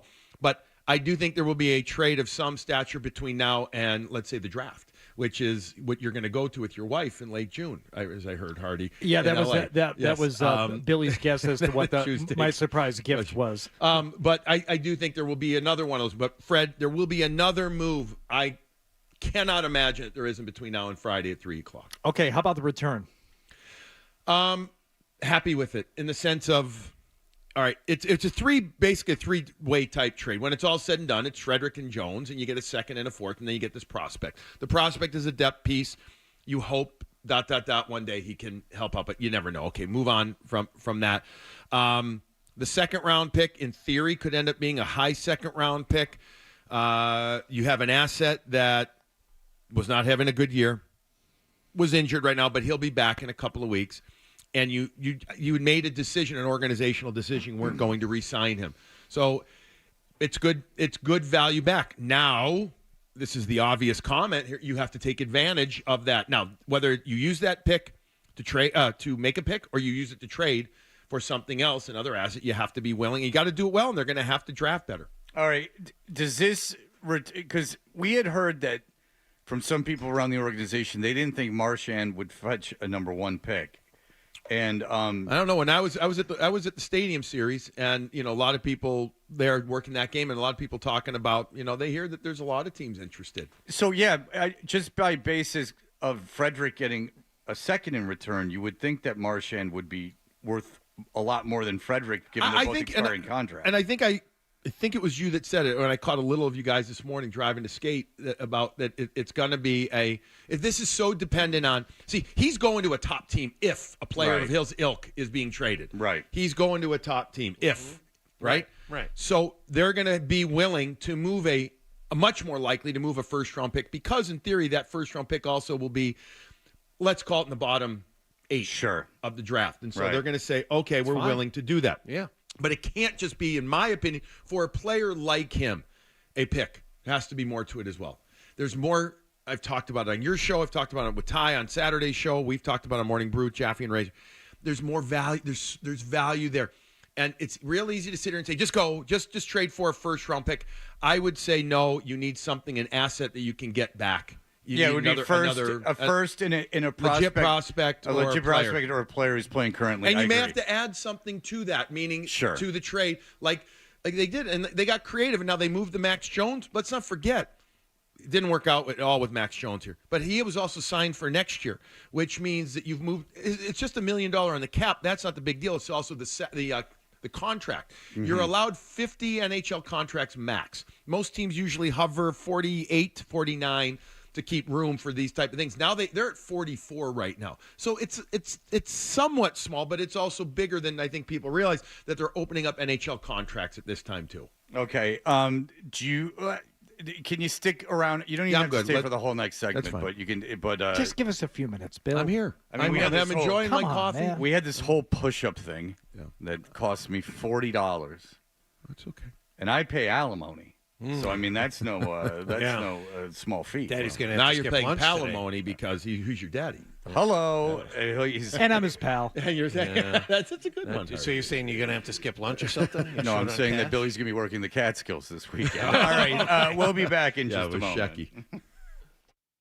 Touch your.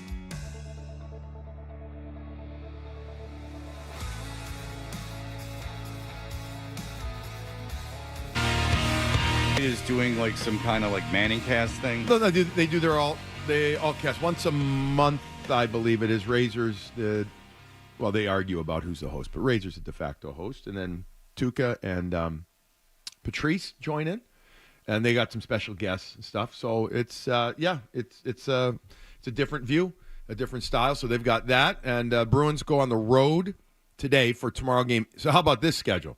Carolina Thursday, who's okay lately. They're 4-6 in their last 10, but they've got issues there with regard to what are they going to do with their big trade in Mikko Rantanen. Another story for another time. But then Bruins go to Tampa, and then I believe the games are Ottawa then Florida, or Florida then Ottawa.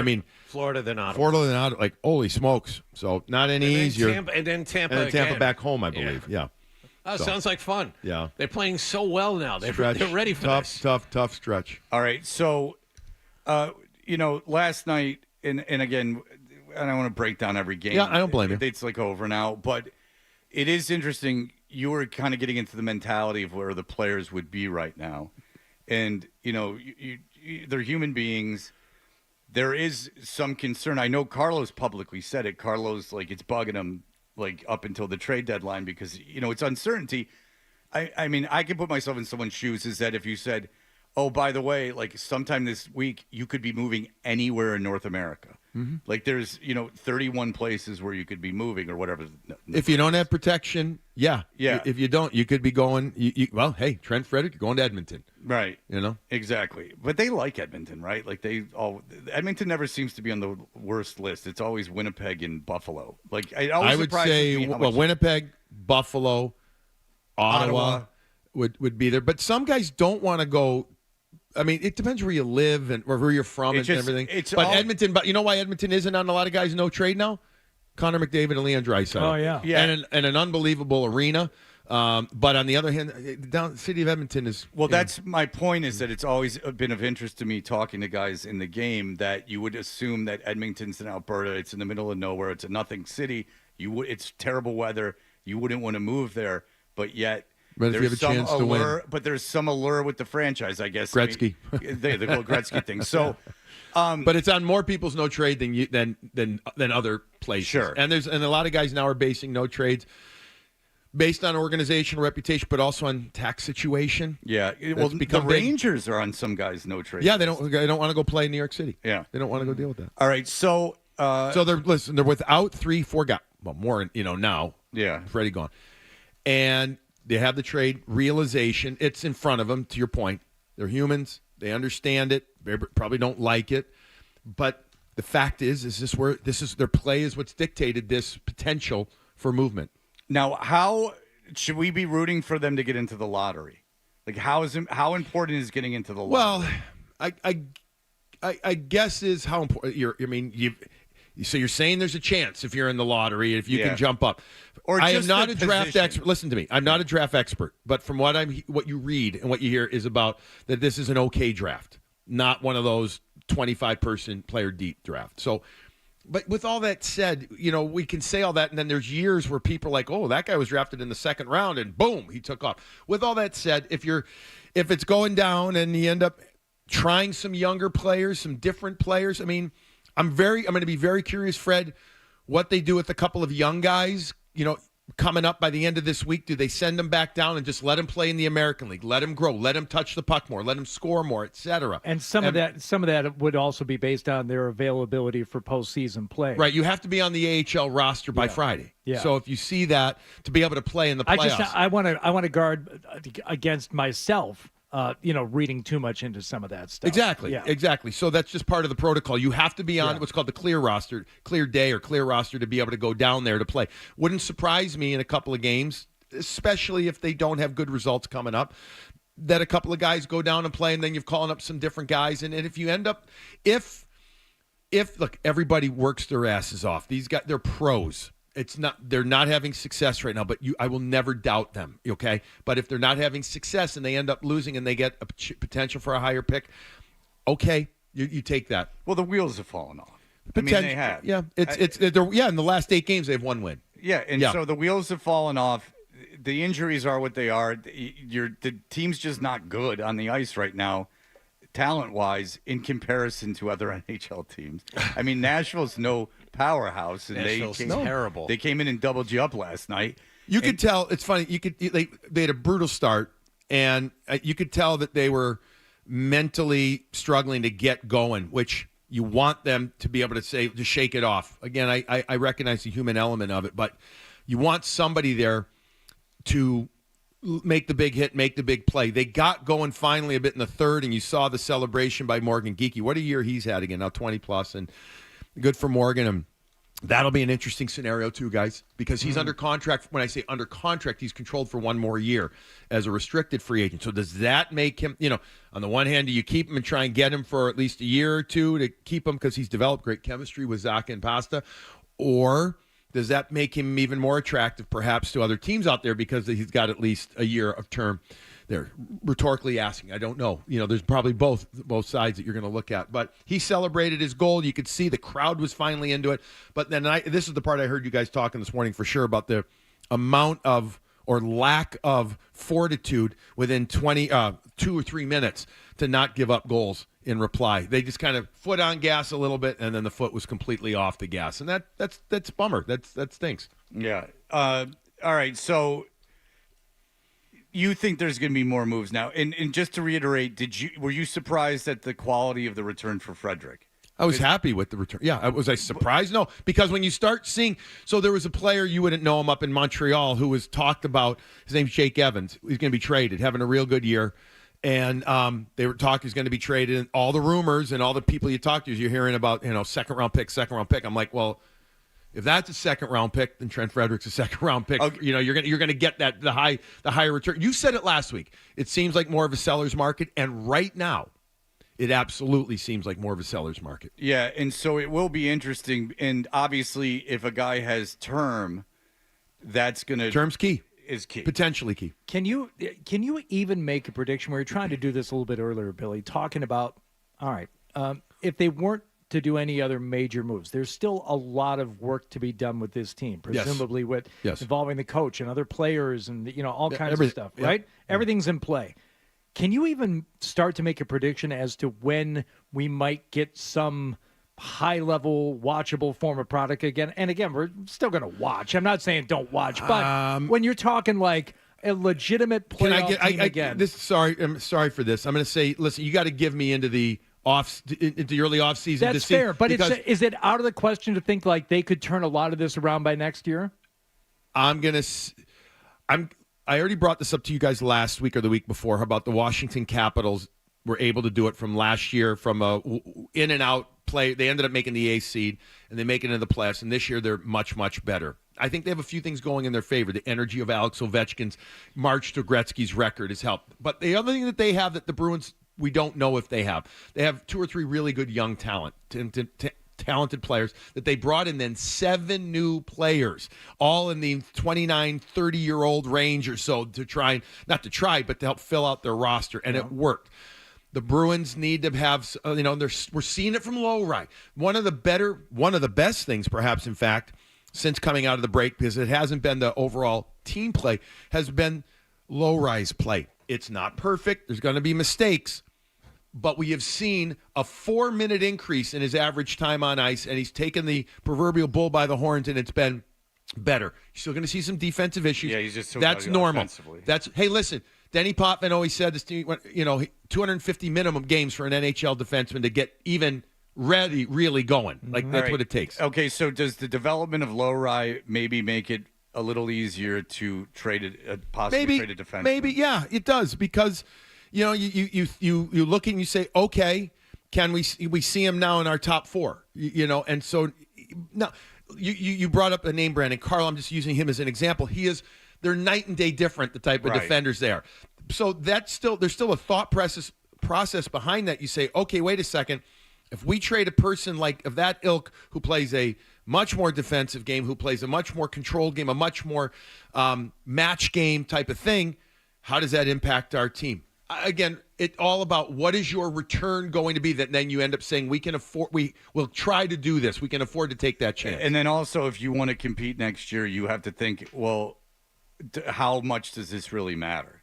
Like if we can improve in other ways, if we can use free agency and we can use cap space and we can use assets. So there's going to be all that, and that's yeah. why between now and free agency, especially now in the draft, because the draft is before the UFA period opens up by a week.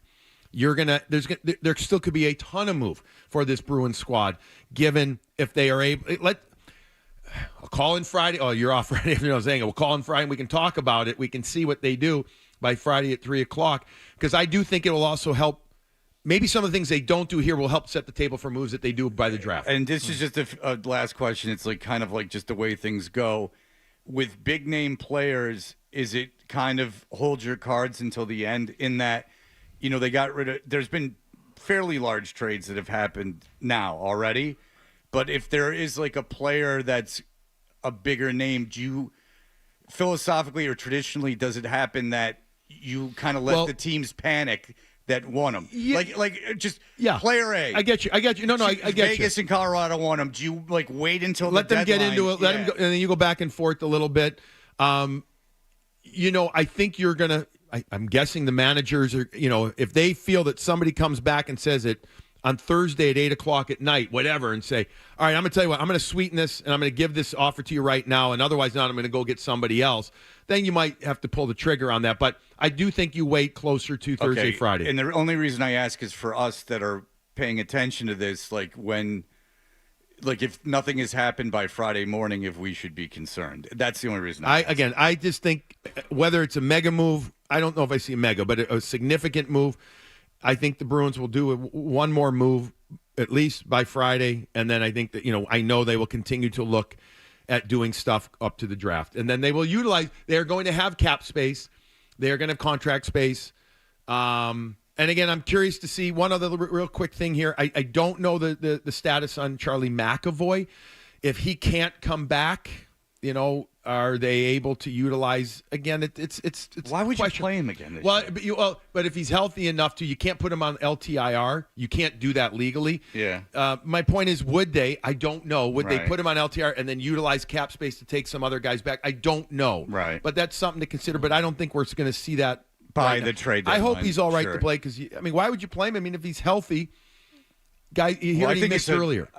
But I do think it's a compliment to him that that he's valuable enough that you wouldn't want to risk any further I injury. understand, but if he's fully healthy, he's going to want to play too. All right. Well, what do I know? That's the thing. But so let's see. I don't. Would I don't you know consider Carlo a mega move? No, right?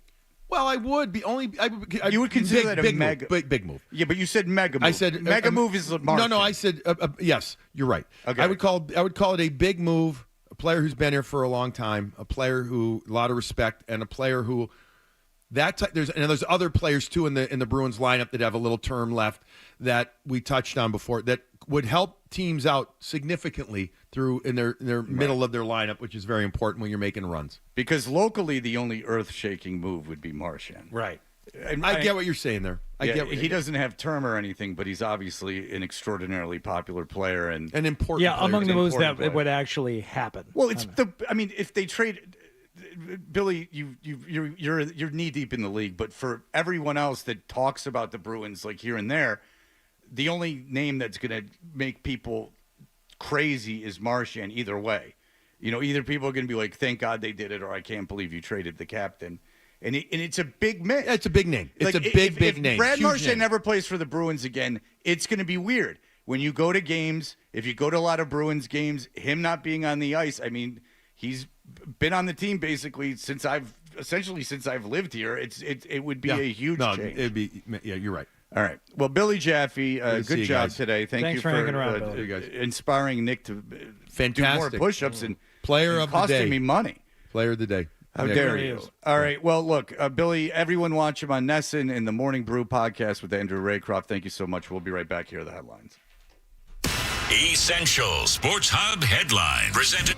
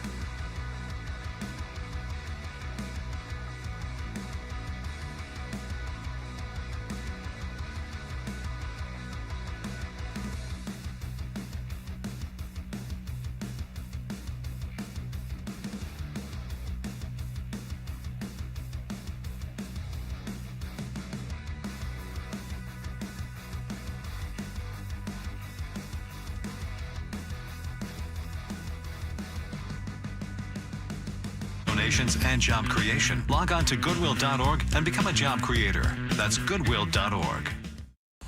This is Jaylen Brown. Jaylen Brown turns the corner. Finger roll is up and good. Score to the foul. Listen to home of the Boston Celtics, 98.5, the Sports Hub.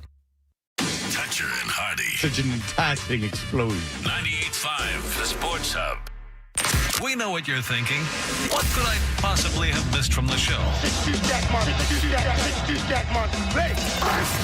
It's time for The Stack on Toucher and Hardy. As we end the show, what's going on? We got a trade in the NFL, Wallach. Yes, Joe Thuney traded from Kansas City to Chicago this morning. All in. For a fourth-round draft pick next year. Interesting. Now, Jonathan Jones of CBS Sports says it's a fourth-round draft pick next year. Diana Rossini says it's a sixth-round draft pick next year. But either way, Thuney, who had 1 year left on his contract for $15 million, traded by Kansas City. He was their left tackle in the Super Bowl this last year. Wow. Yeah, and Bert Breer had something interesting. He said that with the increase in the salary cap in the NFL, free agents are going to be free agents for a reason. Like the depth of the free agent class, buyer beware. So this whole notion of going hog wild in free agency, these guys, teams can his point being teams can afford to keep players right now. That the cap is going up and you could afford to keep these players. Interesting. And that if these guys are on the street, because I'll give you an example that I'm familiar with, DJ Reed, cornerback.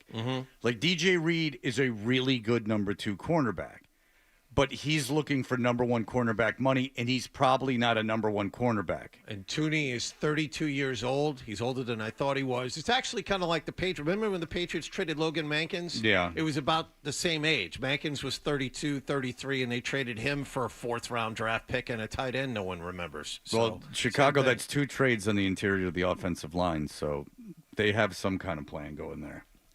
Yeah, but Joe Thuney was abused in the Super Bowl. Yes. But he has had success. Yeah, it So was there an you all-pro go. last year. Yeah. There you go. I got some mail. We didn't do a mail segment today, but you know how much I love physical mail. Yeah, Hardy gets a lot of physical mail. He has no problem opening it. So Anthrax, feel free. Fred won't even touch that. I bet you have unopened mail over there on the other side None of the board anymore. still. What'd you do with it? Just throw it away? Yes. I got something from Esoteric yesterday. He said that he mailed before Halloween. Oh. Usually Nick has to open it. That's what happens. Ooh. Yeah. What do you got? Hardy, enjoy the hat. Never worn. Tom in San Antonio. Okay. Obviously listening on 98.5, the Sports Hub app, or watching on the YouTube. Mm-hmm. As you can see. What are we working He's with? putting it right on his head. He doesn't care. What do you got? Granger. We're the ones who get it done. Look at that. Should I wear it like Beaton wears his? I know. No, 12 is leaning in that direction, too. Depends on the hat. Yeah. It's a nice hat. No, that one looks good on you down like that. There you go. Now you can cosplay. What would that be cosplaying? Is it not? It's not even really cosplay. That's just going into Home Depot and getting some nods. Yeah, and I can't wear the headphones over the top. Hardy could go. He wear that into a Granger, and you know what? He would stand and wait for people to come up and ask him questions, and he would be delighted. It's like that doesn't speak of an authority figure. It's not like those ones, the helmets he got yesterday. Okay, it's like wearing a Rush T-shirt to a Rush concert. You don't do that. Yeah, I think that gets him a nod or two. Adam took. Okay, so Hardy got this box of stuff with work gloves, and these hard hats that the energy company uses. Again from Tim, thank you. It was fantastic. Yeah. So Hardy brings the box, and everyone after the show is in a different. We're all leveled down. Like there's not so much cutting up and stuff. And Hardy brings the box in, so everything that happens after the show, in my mind, is like a legitimate thing. So this is speaking to Adam's character. Hardy starts like going through the box.